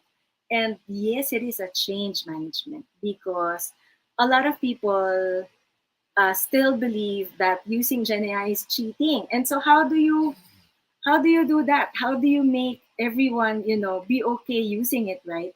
There needs to be a change management. Ayan. Change management, really stakeholder management a lot. And so we now say when we integrate AI, we need an AI champion, we need an AI coach in the organization. The IT officer, information officer can now be a chief AI. This is now a role in the Fortune Top 500 companies, a chief AI. And of course, like what we said earlier, and our mentor said earlier, technology needs humans, right? And so, because technology needs humans, the chief of people and the HR team are needed to be able to integrate AI into strategies. Ayan. So thank you, Mang Juan, for appreciating our presentation. He said, nice presentations by far. Now I have a better understanding. Now my mind is starting to fly. The creativity of this really, really good. So there, thank you. So change management, we talked that up earlier at the HR Learning of the Week. There's also something called Bridging the Generations, and it's a good mentoring program wherein you show other generations, the older ones, the leaders, the executives, boomers and Gen Xers. Yeah, that's my generation. About what Gen Z are doing with Gen AI. So this kind of bridging and mentoring program wherein you show what the younger generations are doing. Really good in integrating AI into the culture of the company. An AI champion is the catalyst in the organization and sharing the solutions to meet organizational objectives. The coach will be the ones who can train and support employees for the AI productivity tools.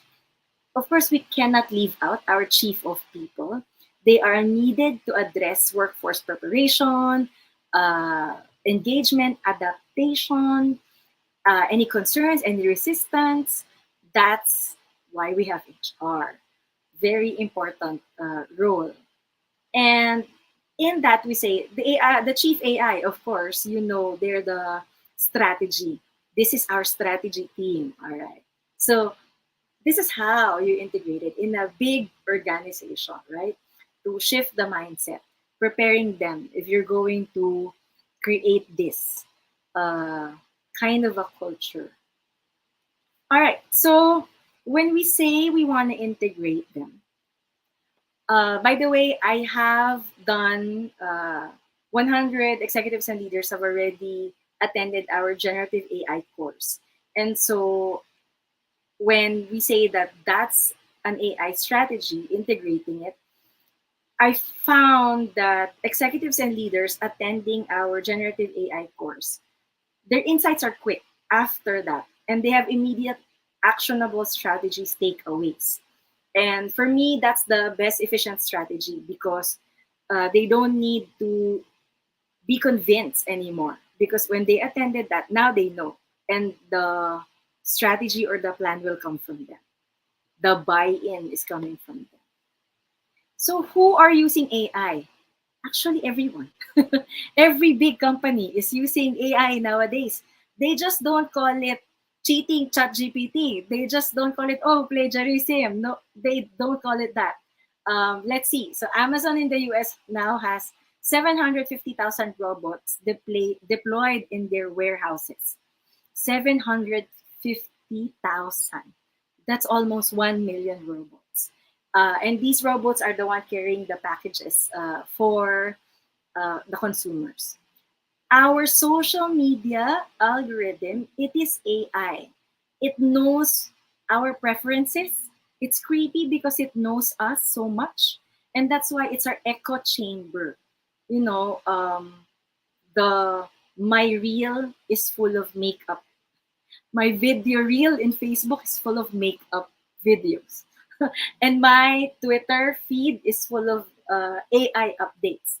And my Instagram feed is full of food there. So these social media algorithms, they are our echo chamber, right? So there is a data science algorithm under it, at the back of it, that we do not see. It's AI.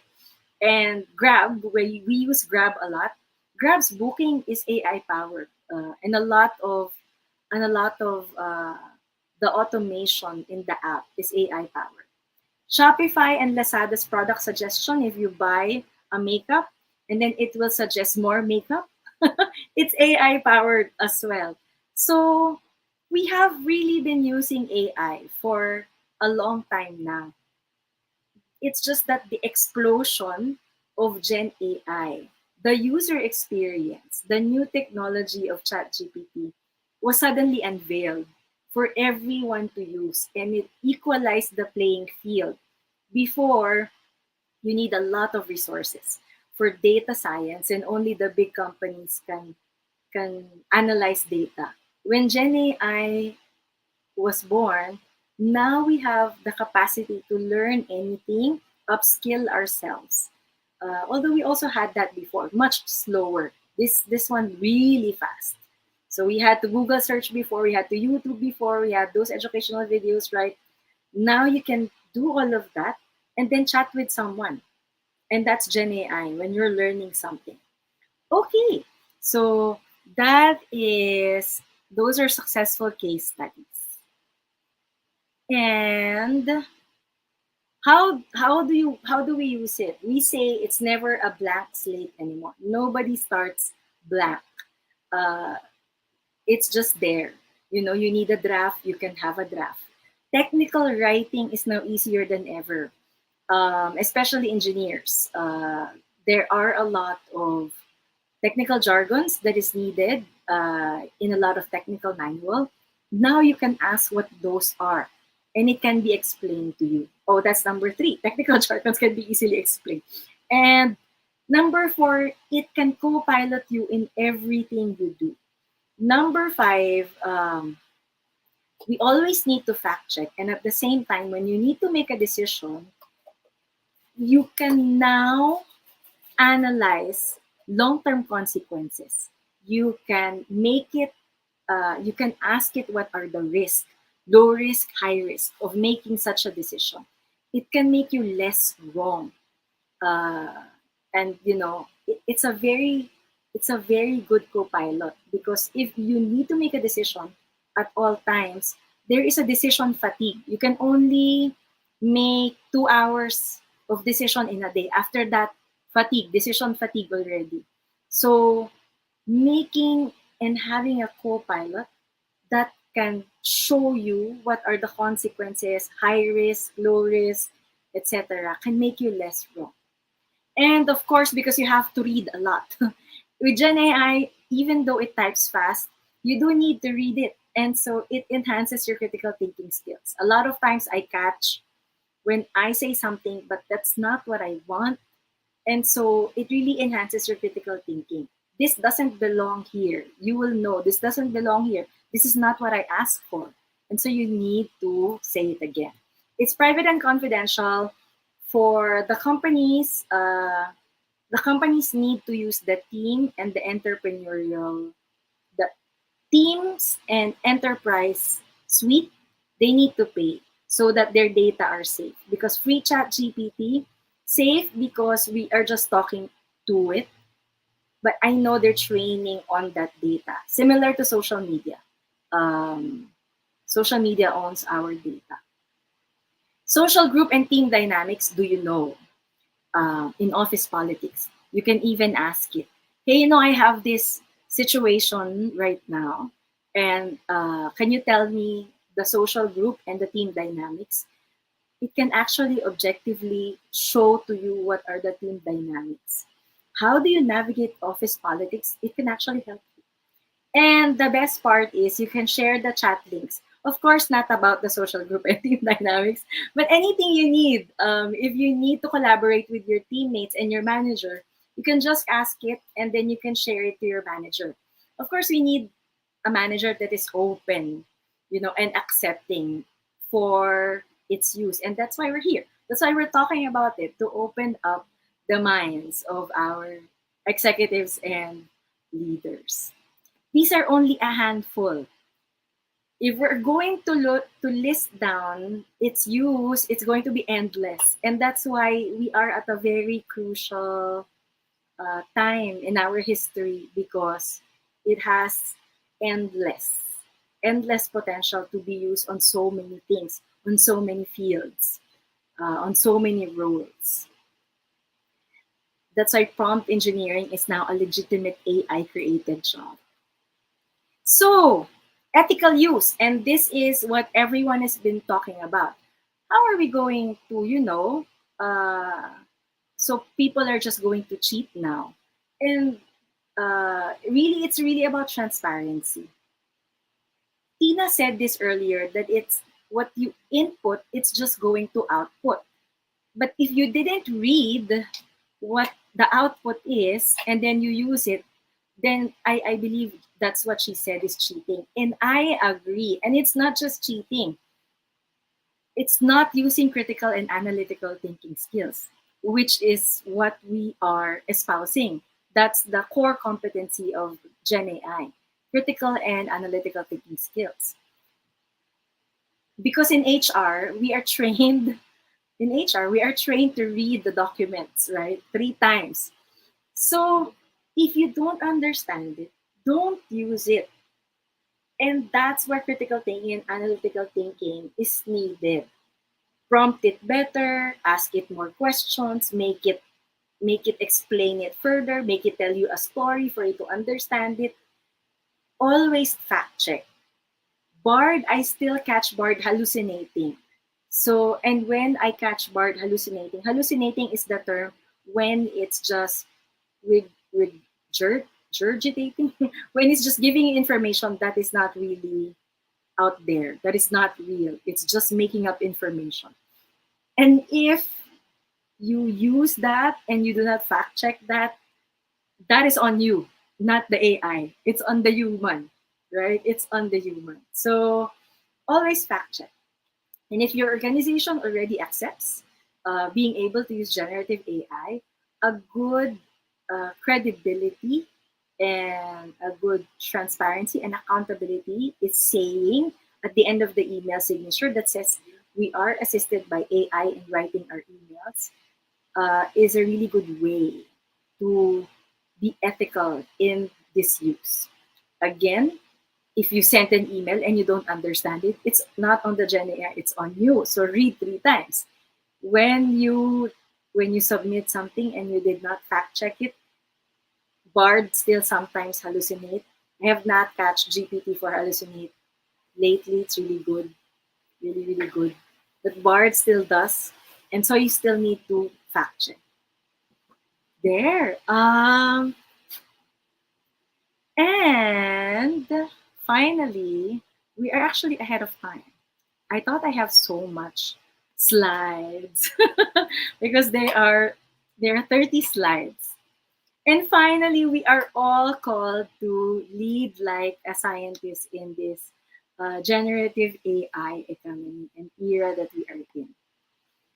I mean, it's a period of rapid learning and growth. And fortunately, there's a model for that. Science. Leaders can take insight from the scientific process. This means developing a hypothesis and metrics, then doing the experimentation to test the hypothesis.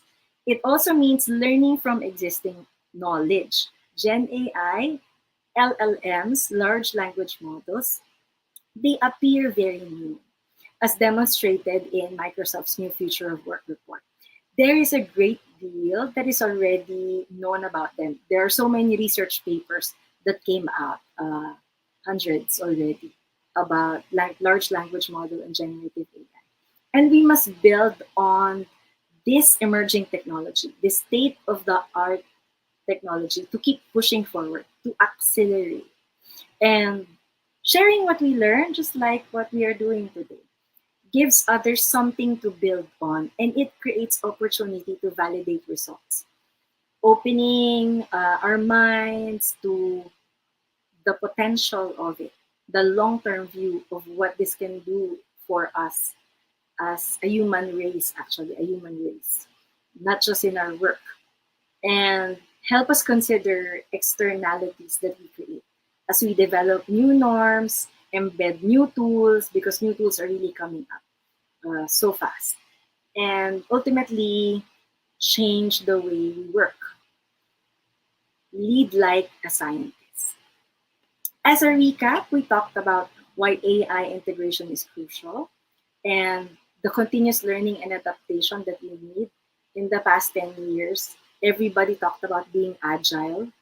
Now is the time to really be agile. And the best efficient strategy is to just really sit down your executives and leaders, have them, attend a course about it, and they'll have actionable insights afterwards. The leaderboard, we talked about the generative AI and what are they and who's on the leaderboard, who's number one, number two. The strategies we talked about. So if you're going to integrate this already, if we are already accepting this, here's what we can do. And we understand why we cannot be another Kodak, another Nokia, and another BlackBerry in this economy. And we've listed down just some of the use of generative AI and how it can be advantageous for you to use it in your experience and collaboration. And there's a question that says, wondering how third world countries, do they have access to generative AI? If we are one of those that you're saying that are in the third world country, yes, we do have access to generative AI. It's ChatGPT, Microsoft Copilot, Microsoft Bing, Perplexity AI, and Bard. We have everything. Everything that has been released, the Philippines has an access, yes. Everyone, yes, that's right. Thank you for that answer. Anyone with internet access has access to generative AI. And so this has equalized the playing field, and that's why this is nation building, because if all of us learns quickly to be able to use this, we will be able to upskill ourselves to the next level. One said, "Thank you, Coach Bonnie. Great discussion and sharing of the topics today." There you go. Thank you. Thank you, everyone. And I have 10 minutes left. I thought I had a lot of slides. I talk so fast. So, um, going back to our hosts and our mentors, and giving back maybe 10 minutes of your time now that I am done with my talk. Uh, there. Any All question though, ba for me? yeah. Thank you so Comment. much, Bud. Hi, Tina. Hi, back. Yeah. I'll start first with the question. Hmm. You mentioned before that there are a lot of prompt engineers that are coming up. And I Yeah, see so many users that are emphasizing on the use of prompts. yeah, Now, the question is, what is you, and you've used it before. yeah. How are prompts that important in such a way that it would improve the results The output. dramatically? Yeah, Dramatically. really. Diba everyone says Yeah, use better prompts. Pero what exactly does use better prompt mean? And yeah, how much more dramatic the improvements are if you hire somebody who yeah. is smart in making prompts? Yeah, the if you hire somebody who is smart in making prompts, they know what to ask the tool, the Yeah. Gen AI tool. Yeah, they know what to ask, and they know how to structure the prompts, how to dramatically improve it. So ano yung Looking, result? The yeah, the improvement. Anong difference if you use, a normal like high schooler, grade schooler prompting versus somebody who was specifically hired for that purpose? Ano yung labas ng prompt because it nila? depends on what you want it to do. For Correct. example, for prompt Example. engineers, yes, for prompt engineers and software engineers, they use GPT-4 to code already. And the code, these are complex codes. For example, they have Grimoire, that's the AI assistant. They created that, and Grimoire can be your co-pilot in coding. And coding is complex in a way that you need to think logically of step one, two, three, four, five. It's a step-by-step process. And before before generative AI, developers write these codes line by line. And now they have a co-pilot to ask and test run the codes that they created. GPT-4 can even be integrated into Replit. Replit is an integrated development platform.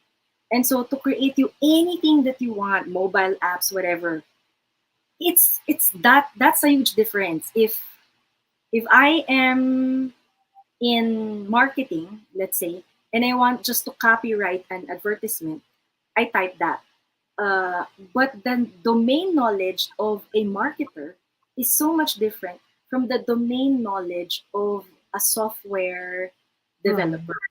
So the way they write prompts ultimately highly different. And that's where what we say, if you are an expert, you already know the words to prompt it. But if you're a beginner, having having this skeletal, format of the prompts and looking through books, still books. Can you imagine? Still books, right? So browsing through books, terms can really help you a lot in learning more in the field that you are in. Was I able to answer? Was Mm. it did that Yeah. answer your question? I've used ChatGPT for marketing and for branding, lalong-lalo na when it comes to copywriting. So I Yeah, think that branch of industry of work is quite in danger because honestly, ChatGPT is a very good writer. However, I feel there are some limitations with output. Kasi it seems that there are different AI tools available, thousands and millions already.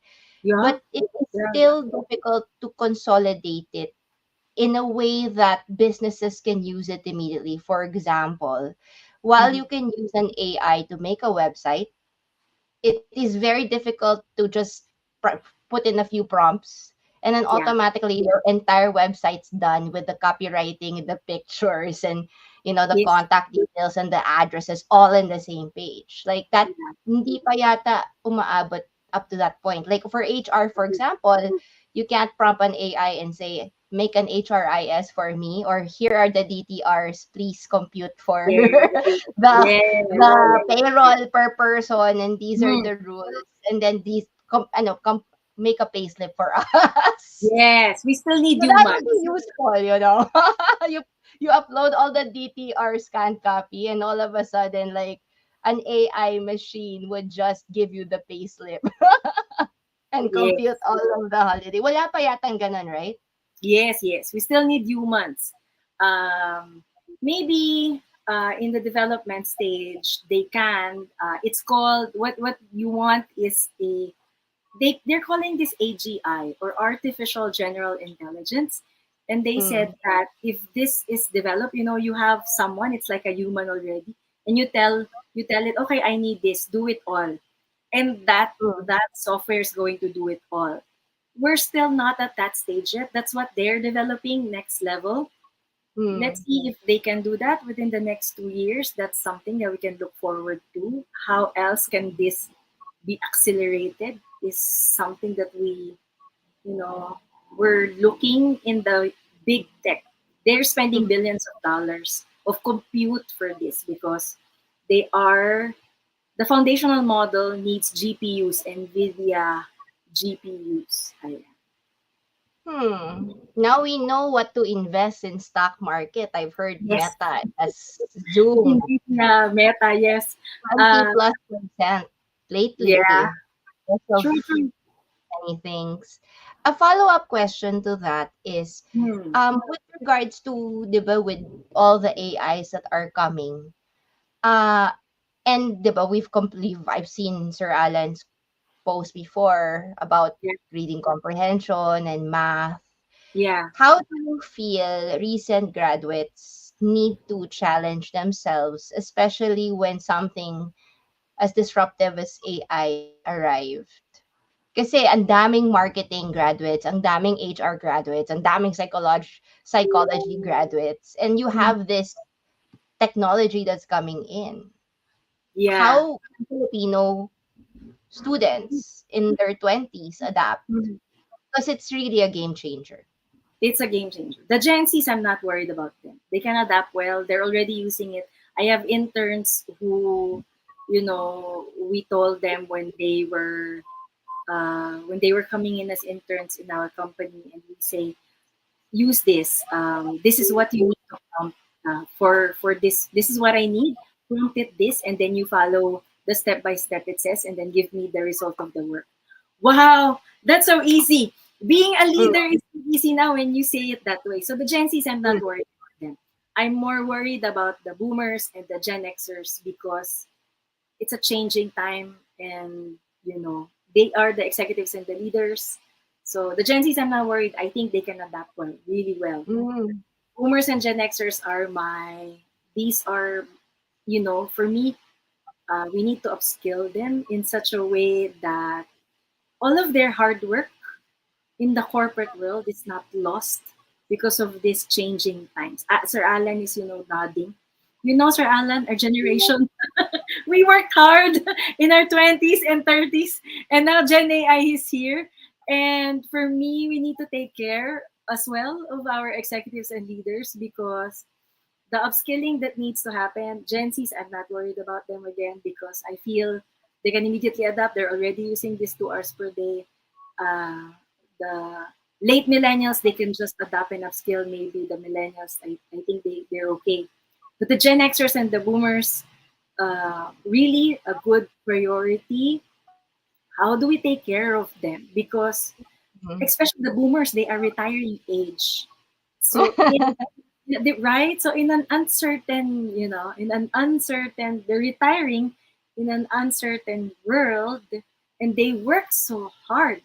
all their life in the corporate world. That's why because that was the old model of the world, right? Study, work hard all your life, some in just one company. And then if they are now asked to do an early retirement, I feel that's more heartbreaking. I feel that they're the ones who need to upskill. As long as they are, still learning, the mind is still agile, maybe they can learn more, anything that they are now interested in that they weren't able to do in the corporate world. So yeah. So Tina, Sir that's Alan, Sir Alan, I know you use AI and I know you're a very talented artist. I'm Sir Alan is very yes, I'm a heavy user of AI. Actually, if the Gen Z spend 2 hours, ako yata I spend 6 hours to 8 hours. Kasi I'm using Sir Alan, may nag-shadow. It Ayan, might be okay. the vibe. Hindi, it's Okay the na? echo at the background.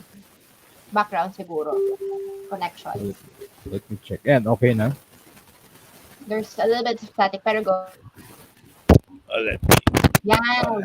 Yan. check. Yan, Yan, okay okay na. na? Yan, As I perfect. said, Yeah, go. I am a heavy user of AI. If the Gen Zs are using it for 2 hours sa survey, I'm using it for 8 hours or more. Kasi as a consultant, I help my clients do yung mga trabaho for HR and OD. Sa dami nila, I cannot do that alone, no? And before AR, puro Google lang, stressful. But with AI, stressful. with AI now, Chat GPT, GPT-4, Bard, etc. Para kang merong 5 na mga mga assistants na may MBA na, may doctorate pa. Yes. MBA Tas ang Wharton bilis. level. Oo, tas ang bilis magtrabaho, seconds lang you have already the results. Tama ka ma'am, you just have to read carefully kasi sometimes may Yes. amats yung AI, Oh, not nag-hallucinate, the result you no? want, no? Now, when I relax, I use also AI to in my relaxation, in my art making, gagawa ko ng mga bagong designs. Pero I'm not publishing them. I'm just using those outputs of AI image generators as reference photos. Tapos gumagawa ko ng artwork out of those reference photos. Kasi yung mga reference photos ngayon ng mga mga website na merong mga photo collection, mahal eh. May bayad and merong copyright 'yon. But if you create your own photo, you create your own picture or artwork by using the correct prompt, lalabas yung original ideas mo, no? Alam ni Ma'am Bonnie yan. The prompt engineering in image generators, kailangan mo maging creative pa rin eh. You cannot come up with a good artwork if you don't know how to do correct or proper prompt engineering in image generators. Nung nagdo-drawing ako ng mga religious figures, um, madalas kumukuha na ako ng mga reference photo sa mga websites. Meron akong may-ari nun eh. Baka mademanda pa ako ng mga may-ari nun. I created my own. Tapos kino-convert ko sila sa pastel drawing or um, um, tawag dito charcoal drawing. If I may show you one sample, ito po artwork in progress. Mm. That's Jesus Christ. Actually, That's charcoal you? yan. That's you, sir? Or that's Yeah. AI? No, that's charcoal drawing. Kamay ko yan. Kamay ko lang gumawa. Ah, Pero guwapo, the guwapo. reference, gwapo si Jesus Christ dito. At wala yan sa kahit saang website because I created the prompt in ang software na ginamit ko ang AI is Leonardo.ai. Mm. It is Mm. better than Midjourney. Okay? So original, akin yung artwork, I can even declare that it's mine because I am the one who created the prompt and Mm. mismong Leonardo said whatever your creation here, walang problema. You can own it because it's your own creation. Kaya yung lahat ng mga artwork ko na gusto ko maganda-maganda, I first create a photo made of Mm. uh, prompt that I myself created para original siya. Something like that. Mm. Yun. So, Mm. maganda talaga yung AI ngayon because sabi nila 10x, you will multiply your productivity by 10 times. Para sa akin, hindi Mm. lang 10 times eh. 12 times Mm. or more pa nga eh. Di ba, Ma'am More, Bonnie? 1,000. Yes Yeah. po. And Mhm. for the Gen Z, Gen X and the boomers, I think they will be more interested kasi retiring ngayon ano, or retired na yung iba.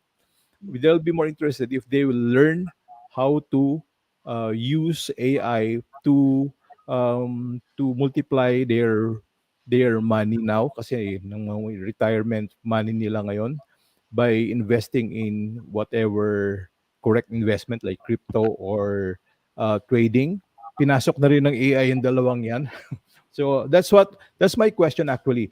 Do you have, Ma'am Bonnie, do you have any prompts or advice if people would like to invest in trading or crypto using AI? Do you know any of things like that that can multiply whatever you have using AI? This is not investment advice. May disclaimer eh, no? Okay. So, I'm just one, curious.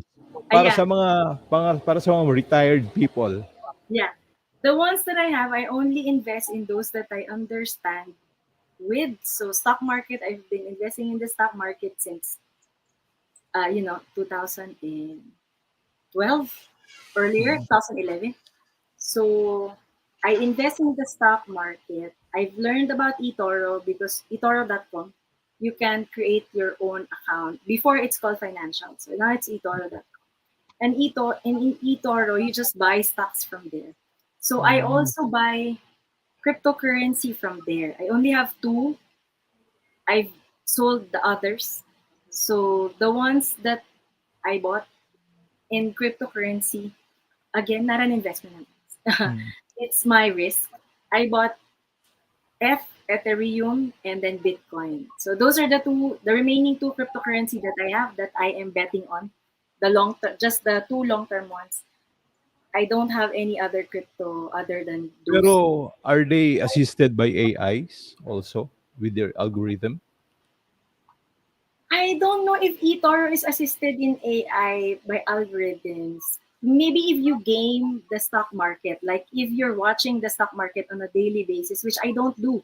I I do cost averaging. My stock market strategy is cost averaging.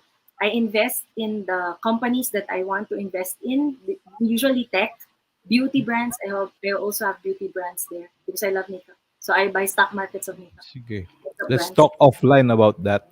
Anyway, kaya ako lang na-bring up So there. kasi That's what yung I do. question ba na mga boomers, hindi naman sila talagang mawawala sa scene, no? Because they are still interested in learning technology dun sa direct impact sa buhay nila right now because a lot of retirees right now wala nang pinagkakitaan and they're just enjoying their lives, no? Pero they're interested also in learning technology. If we can connect technology, AI with their main interest now, pwede Yes. natin silang upskill, something Because like that. there is an aging population. Uh, and that aging population, we need to take care of them because the advances, especially in healthcare, are really good. Mm. We're saying this is controversial, and at the same time, I don't know how it will be taken. By 2050, Ray Kurzweil has predicted that we can discover immortality by 2050. But I'm already Wow. 70 years old. Grabe, ano? Yeah, Oh, so because of the AI. young ones are the one who's going to benefit from that. So those are Oo. the technologies, the The emerging technologies. application of AI in biology and medicine. Yan yung direction eh. And Yeah, nanotechnology. Diba? Oh, Jose, meron akong question. Kasi Jose, si what we do. Geoffrey Hinton, yung tinatawag nilang godfather of AI, had been working with Google for a decade. Kaya lang recently, actually 2 years ago or last year ba, he quit his job so that he could warn the world about the dangers of AI and how it can harm humanity. Yeah. What's your take about this? There is an existential risk. We are not saying that there is none. And that's the reason why the big companies, they are prioritizing safety in accelerating the technology. Right now, what OpenAI is doing is creating a lot of safety, Ethics. yes, safety checks, yes. For example, Yeah. biological weapons, Yeah. the generative AI, they're very useful in creating biological weapons. And so now they are safeguarding that, not people cannot just do that, Oh, right? Because kasi you have to when you learn, ask, yeah, yeah, when you ask AI, ChatGPT, it will anything give about you the answer, weapons, right? So hindi ka yeah, sasagutin. Babarahin ka nun. yeah, yeah. I'm not So programmed there, to answer that kind of question. yes, Mm, Di ba? safety is the yeah. I priority think, in the technology. yeah. AI is a tool like any other technology. I remember when Google came out, Mm-hmm. everyone was saying it was the end of the world at that time. Because before, everyone was in libraries, tapos all the information was in the internet in their hands. Like there's so much technology that disrupted. Yeah. But on the good side, technology is just a tool. On Yeah. the bad side, it is humans that are running the show, that are using those tools. Accurate. That is accurate. So, That is accurate. It's not the AI, diba? it's the human who's going to use it. That is accurate. It's like money, right? It's not money Yeah, is just a method of exchange, but it is the people that, the people will kill for money. that is It's accurate. really the greed. And if we destroy ourselves because of AI, Yeah. I'm very sure there is a group of people that are accountable for that and responsible for that. They knew the risk and they still went for it, most likely for their own personal greed. And then, diba, it's like Jurassic Park. So many horror stories is all about humans who take the risk Yeah. because for personal gain and then have it run out of control and everybody dies. So highly possible. But I have a question with AI. When Mm. ChatGPT was launched, I remember so many programs were released, so many thousands. Like it's not just for image generation or for prompt generation. There are now so many different types of apps, AIs for every single purpose, Yeah. right? And Mm. there's many more coming up every day. It's not Yes. just, one at a time. It's like every single person that graduates seem to come up with their own AI Yes. technology, and they want to be the next chat GPT. So Yeah. as a user, it's very overwhelming. Which of these hundreds of AI tools will you use for a specific purpose? Yeah. How do you guys select your AI tools? I And how only to share? Kasi pag ginamit mo, tinuro mo, mm, then next week iba na naman. May mas yeah. Mm. bago, may mas maganda. Oo. Mm. Where do you Yeah. actually say this is it? I Ako keep up din. on, yeah, Sir Alan, yes, Sige go ma'am, ahead. ikaw na, ikaw muna. Sorry. So, to answer Tina's question, I keep up on Twitter. They release updates there. Mm. Uh, the next frontier of generative AI is called multimodal. When we say it's multimodal, it's not just text, it's text, image, audio, video. So that's true. All of these, there are already apps for this, and there are new ones coming up. But these ones, these are the classics. Classics, wow, classics is just December 2022, and then there are classics, yeah, right. So, but these are the ones that I use. So Perplexity, the paid GPT-4, I pay 1,200 per month. Totally worth it because I'm creating a lot of AI assistants at the GPT store. Uh, and Copilot is good if you want the free version and at the same time still powerful as GPT-4. Bing, if you want the free version and at the same time still as powerful as GPT-4. Bard is also good lately.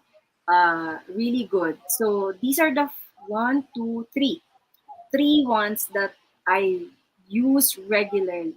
So that's Hmm. Perplexity, GPT for the paid one, and then Bard. Ano, Yun. Coach Bonnie, question with regards to the paid chat GPT. What type of output do you generate on that you use that you pay chat GPT for? What Like, type do of you generate like articles? Do you generate programs, data, PowerPoints? I don't. uh, It's gonna be more specific. more more in learning? I enjoy learning so many things, and so when I hear something that I so many things that I don't know the definition. I ask the paid ones, and then I create AI assistants for because I can't find it. I need to do a prompt. For example, today I created an innovation AI assistant, and then I created how do you integrate AI into your organization AI assistant. I created a parenting guide AI assistant. So these are. Oh, I also created a labor law, a Philippines labor law AI assistant. So these AI assistants, because when I think of something and it's not, I cannot find the solution yet, I create an AI assistant for it at the GPT store, so that maybe someone else can also benefit from the creation of that AI assistant. That's really everything. When I think of something and it's my first go-to. So they call it AI first. So Sir Alan Mm. said he used it 26 hours a day. It's something like that. It's already a co-pilot of your life. When you think of something, you go to it and you converse with it, and then you Mm. have a back and forth. Yeah. So that's how much I use it. So the Do you, 1,200 is so worth it for me, the heavy user. they They say that ChatGPT collates the data from a specific point in time. And a lot of the data is from the US. Kasi like when you use ChatGPT for free, they Mm-hmm. tell you that the information is only based until this point in time, like 2022 Yeah. or like January 2023. Mm-hmm. So how do you think that's a bit limiting ba? Like, I Oh, mean, is it let me go still back to the video. applicable with what's going on in 2024, for example, and especially in the local Philippine sense? Kasi a lot of the information ChatGPT uses are global and American. It Yeah. doesn't have that Filipino flair pa right? Although it can speak Filipino, but Yeah. the nuances of culture, like if you ask, for example, na Mm. I have a staff who walked out on me, what am I gonna do? For example, they might not give you the proper advice that maybe a good mentor would, Yeah. who has had 50 years of experience, let's say in the banking industry or in the manufacturing industry. Like they're not there yet because there's a lot of it of its nuances. So how do you use that? Or you just say, now let's just wait for the next improvement? So two questions. I was able to understand two questions from that. Number one, which platform to use that has all and the current knowledge cut off, which has no knowledge cut off. So the paid GPT-4, the one is does not have a knowledge cutoff. It has Mm, internet access. So when you use it, it can search the internet for you. Perplexity is the same, Bard is the same, Copilot is the same, Bing is the same. So mm, pre-chat mm, GPT is really now in the third level of the leaderboard because of that, because it has a knowledge cutoff. But the paid ones, Copilot, Bing, Bard, Perplexity, they all have internet access for the present knowledge cutoff. That's the answer to the first question. The second mm. one, how do you make Gen AI to think like a Local. Filipino? Yes, to think local. And So, wise, more wise, to give you wiser advice. Kasi syempre we've seen parang younger people even use ChatGPT as a friend in yeah, lieu of their parent. Or what am I going to do to make this guy like me? Something like that. But yes, yes. the advice might not be very Filipino, very local. And there's a lot of nuances in Philippine HR. That's true. So first state that you're from the Philippines. That's the prompt. I'm from the Philippines. I need this information. Can you search, or I need this information. I'm from the Philippines. So Perplexity can easily give it to you in terms of the social nuances in how it can mentor you. You can Mm. say specifically what you want. Yeah. So how do I need to talk to this person in a Filipino setting, and mind the culture? Do you know about the Mm. Filipino culture? Yeah, you can ask it. So it's all about the prompt. Mm. Okay, okay, I got it. Hmm. How about you, Sir Alan? With regards to your peers, do you think it's a big problem? Maybe the boomers don't really need AI. Nasa gitna kasi ako nung boomer tsaka Gen X, 1962. Some literature will say I belong to Gen X. Others one will say I belong to boomers. Kaya I consider myself as in the middle. Kaya naintindihan ko sila pareho. Anyway, um, ang tingin ko, I just have to siguro educate my peers Yeah. through creating a podcast, no? Para Podcast. kasi siguro whatever interest they have that can be helped by using AI, that would be the content. Yeah. Um, may nagtanong sa akin, can you uh, help me create a podcast about meditation using AI assisted na meditation. Sabi ko, ang daming way, for example, you can ask ChatGPT what would be the best type of music and help you compose um, a, mga positive affirmation to Grabe, no? The for your ano? meditation. Yeah. Ang bilis positive affirmation for good health, for Yeah. relationship. Eh dati pag sinesearch ko yan sa Google, ang tagal. This Diba? time seconds na. Oo. Sir This time Alan, I seconds even na. have one who created a bot that writes that writes affirmations, and that's what the bot do. That's the only thing that the Wow. bot, yeah, Galing, no? GPT. So when you talk to it, it just writes affirmations for you. So really Correct. good. It's just whatever your hobby is, there's something in it for you. That's why I like it so much. Yes. Kaya Endless possibilities. Kaya nga, I'm telling them, huwag kayong matatakot. The young ones, the workforce, dahil nga doon sa stigma ng AI, maraming natatakot sa AI because they will be replaced. When I conducted the AI for recruitment and selection, yun yung unang worry nila, baka i-replace daw sila. As a Sabi recruiter. ko, learn the prompt engineering in AI, especially in your area of work, recruitment and selection, and you will see na hindi siya nakakatakot. It will multiply your work, your productivity, everything. Kaya lalo kang mamahalin ng boss mo. You will not be replaced by AI, but people who knows how to use AI, they will replace these people who do not know how to use AI. Yun ang sasabi ko. Kaya kayo pong mga nanonood, huwag kayo matatakot. Kasi you will not be replaced by AI. But those who know how to use AI, sila ang threat sa inyo. Kasi sila early adopters eh. If Yes. you're, if you're a laggards, ayoy, patay, mahirapan ka kapag laggard ka ngayon. Because every 6 months nga, no? Every 6 months, there will be new technology, AI technology. Tapos, dun pa lang sa chat GPT 3.5, hindi ka na marunong eh. What more yung mga darating na bago ngayon? Kaya, mas mabuting aralin natin. Dun sa question kanina ni Ma'am Tina, what is the best way to choose the right AI for you? Dito papasok si Google. Ako, Google ang ginagamit ko. Tinatanong ko lang doon, best AIs for video. Bibigyan ka niya ng mga latest at saka naka-rank na. Tapos may link na. Best AIs for copyright o copywriting. Bibigyan ka ng sangkatutak na list, takas naka-rank na. So, hindi na mahirap. So, may gamit pa rin si Google pagdating sa ranking tsaka sa searches.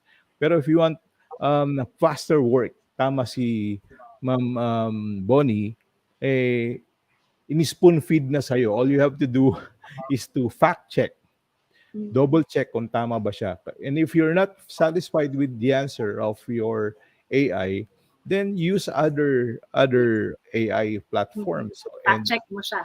'Di ba, oh, 'no? Tatlo sila. Tingnan mo, sino tatlo. nagsasabi ng totoo? Sino nagsasabi? Tapos, Tatlo sila. kung, Tama, kung Sir kaya niya Alan. Meron din pag-combine, ako combine fact mo check. silang tatlo.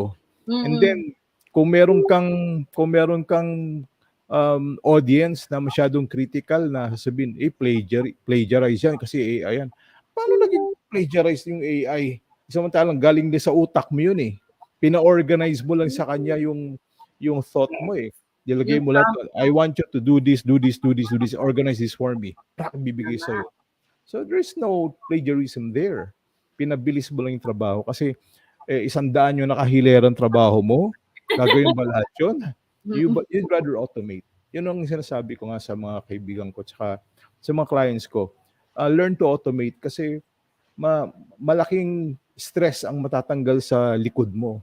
And you will have more time with your family, more time with yourself, enjoying your life rather than pag-uwi mo ng bahay, trabaho ka pa rin. No, enjoy mo yung buhay. And let AI do the mundane work, the routinary work. Doon ka na lang sa critical thinking, analytical thinking, and creative thinking. Tapos utusan mo siya. Something like that. For the Yes. both of you, kasi you said the big words automate, and many of our viewers might not really understand the practical applications of what automate means. Kasi for them, automate means, you set a timer, then it really does it for you. But automating doesn't really mean that there is immediate output, 'di ba? So No, when no. you say automate, how do you use the automate function in your daily life so that our viewers can use it too in their own daily lives? Can you please be more specific? Okay. Si Ma'am Bonnie muna. Sige. When we say automate, we have workflows. For example, sales, no? So when we say, I want to get leads for sales, Mm, where are you going to get leads? LinkedIn, no? So if you're going to go to LinkedIn and get leads for sales, you're going to search for HR heads to talk to them and connect to them. If you have an mm, automated software for it, it's just you put your profile on that software and it automatically connects to all the HR heads and send them an invite. That's the mm, automation. It's one piece of the automation process. If you want to automate everything in your life, that's the critical thinking and the analytical step by step process of automating. First, you check how do you do it manually, and then second, is there a technology or an emerging technology out there that can help you automate it? And if so, are they free or are you going to pay for it? Something like that. So that's for me, that's automation. The manual workflow can be turned into a automated workflow done for you. But the thinking, it will still come from you because the step by step of how it was done manually will still come from a human being. Although, Jenny, I can help you now. You can say, okay, this is how I do my sales lead process. Can you help me out? Let's write this down step by step. So, mm, mm, like I said, like what we shared earlier, no blank page. So now you just need to critically think, is that really my number one, my number two? And that's how it helps you for everything in mm. automation. So first manual, and then so you process map. That's the term. Process mapping. That's correct. For Process ex- map. Oo. Process Sa map. recruitment, for example, di ba, when we do recruit, we first look at their tawag dito, resume, their CVs.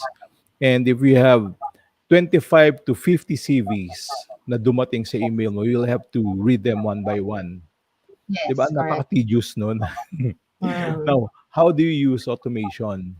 You already have the job description and the minimum requirement for a particular position. You just mm, program your AI. that these are the criteria of the CVs that I want uh, Mm. qualify.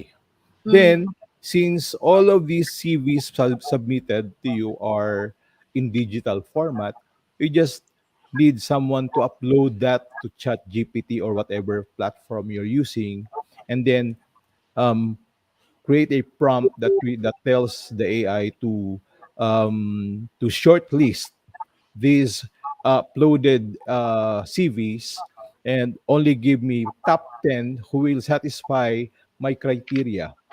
Bibigay sa'yo only the top 10 out of 50 out of 60 CVs sent to you. Imagine if you do that manually, isa-isahin mo yon, buong araw di pa tapos. But when you do that, alam mo, matter of minutes, baka nga seconds lang eh, andyan na. ChatGPT 4 can do that too. Tapos, you have this chatbot.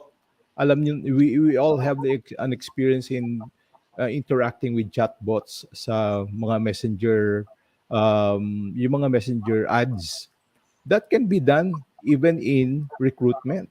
No? They can program the AI uh, conduct an initial interview, and if the answers would match your criteria, that person will be given as a schedule for the second level interview, and maybe finally a face-to-face interview with the CEO or you, something like that. Mm. There are a lot of ways that they can automate. Minsan ikaw na lang makaka-imbento eh. Halimbawa, wala pang naiimbentong prompt, by using your logic and using your creativity, you can create your own prompt. Siguro i-experiment mo lang, and Yeah. finally ma-invento mo na yung correct prompt. Nakakatuwa kasi if you're able to create a lot of prompts na original Yeah. and you put that in a book, pwede mo na ibenta eh. And I think that's what Ma'am Bonnie is doing now. She's earning money from inventing prompts, because you can actually create prompts that nobody has created yet, because ikaw lang nakaisip ng logic behind.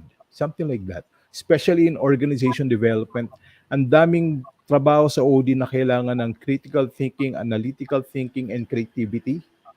Using your skills in these three, you can create prompts. You can engineer prompts that are not available, and do these jobs na talagang wala pa nakakagawa. Only your mind can do it, pero in-automate mo na. Something like that.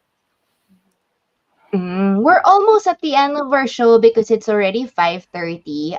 Can we actually get last words from Bonnie, and then to anything that you want to promote, any event, and then last words with regards to messages, and Sir Alan, then ako, I will end it. Thank you, everyone, for watching today. Thank you to our co-host. We had see Jake earlier. Thank you, Jake. Thank you, Rona, for joining us today. Thank you, Sir Alan. And of course, Tina, really appreciate you today. For everyone who's watching, if you need training for generative AI and other training programs, please do contact us. Send us an email, leadingwithsuccess@gmail.com.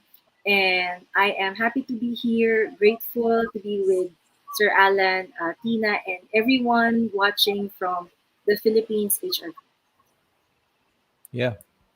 And ako naman, um, I'm inviting everyone to watch the yung pong aming episode next Sunday. Ako po yung guest speaker. I'll be talking about creating a culture of compassion in the workplace. Kasi sa sobrang high-tech na ng mga tao at sa sobrang profit-oriented, nakalimutan na po yung human side of operations, human side of quality and technology. So, we back to basics, pero tamang-tama ito sa Valentine's, February 11, pre-Valentine episode po ito. We'll talk about love in the workplace in terms of compassion. Yun po, very interesting. So I would like to invite everybody to please be there and join me in exploring how you can make your workplace more empathic, more empowering, more understanding, and compassionate para po tumaas yung productivity nila at gumanda ang moral, makatulong din sa business. Yun po. That's it. Ma'am Tina? A lot of people think that AI is both a positive and negative thing. All I know and can say definitively is ang daming tools ng AI ang lumabas. Yeah. Especially lalo na when ChatGPT became mainstream. All of a sudden, there's a slew of so many different AI functions for various things. And syempre for us, we always wonder, are we being left behind? Because this is a new technology that we don't know. And for me lang is, it time is really fast. We started the HR Cafe like over 3-4 years ago. And we started the year with in January and now we're already in February. So it's really I encourage everyone to decide what do you want to be. I think a lot of Filipinos do a lot of tambay and mamayana. There's that type of mentality now. Well, I'll search for a job next month. I'll learn about AI like later on when I get hired in a new job, or it won't really affect me.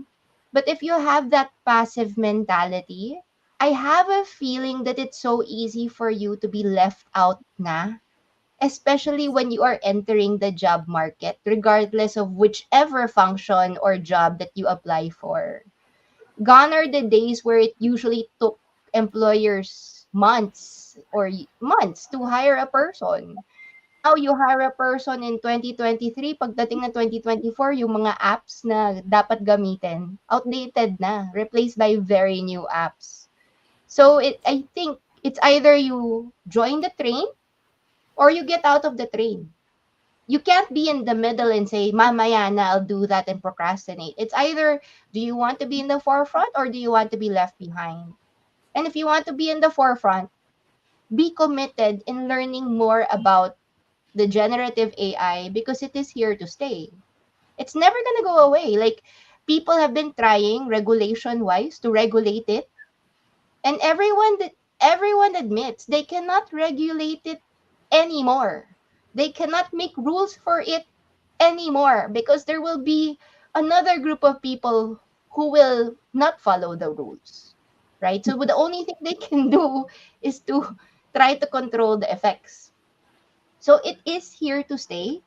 So nakakakilabot, 'di ba? Kasi parang we're thinking Terminator era, right? Or robots, pressing an invisible button and then like creating a nuclear war and destroying all of humanity, right?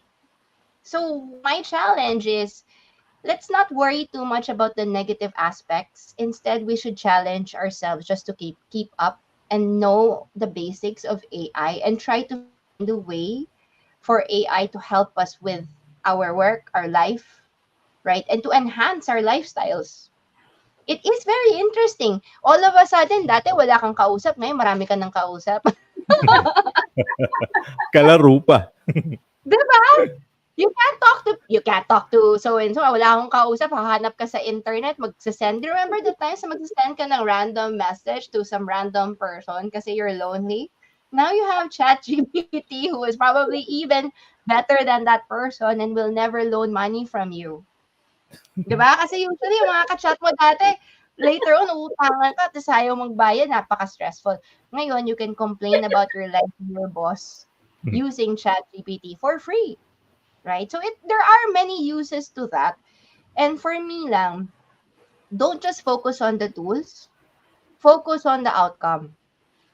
As I've questioned a lot the our guest speakers a while ago, is that don't just know that it exists, don't just know how it works, actually produce something from AI.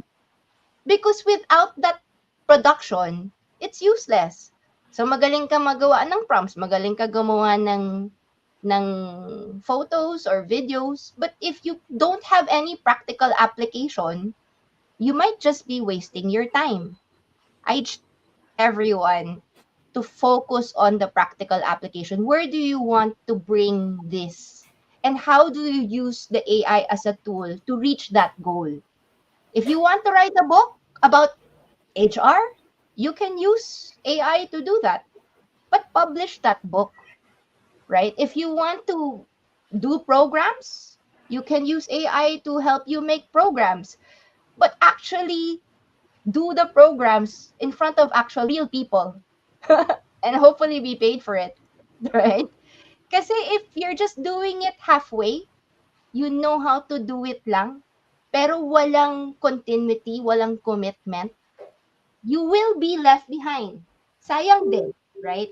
So I challenge everyone na since you know that this is here, pick an AI tool or several AI tools and produce something about it that would benefit you, your family, your company, your friends, your life. Actually produce something from it. Kasi as the wow quote of the week kanina, 'di ba? Or is it's not it's just a tool, but produce something beautiful by using Mm. AI that would benefit everyone else. And I Yun. think that, my dear friends, will make you loved. Kasi it's like, oh, kunyari, yung nagawa ni Sir Alan kanina, oh, pwede palang ganon. He do something that's real beyond the computer screen, right? So, use AI, but produce something that you can bring out of the computer screen and enhance with people that you surround yourself with. And with that, thank you so much for everyone who's watching the HR Cafe, Usapang Trabaho at iba pa. I really appreciate Coach Bonnie to share her knowledge with AI and get us to think about these things, and Sir Alan to prove that AI is for all ages, for all industries, Yes. for all applications. Talagang ages eh. Yes. Ako naman, pwede Nice namang one. young age, di ba? Tama. Ano dun sa ano eh. I was implying young age.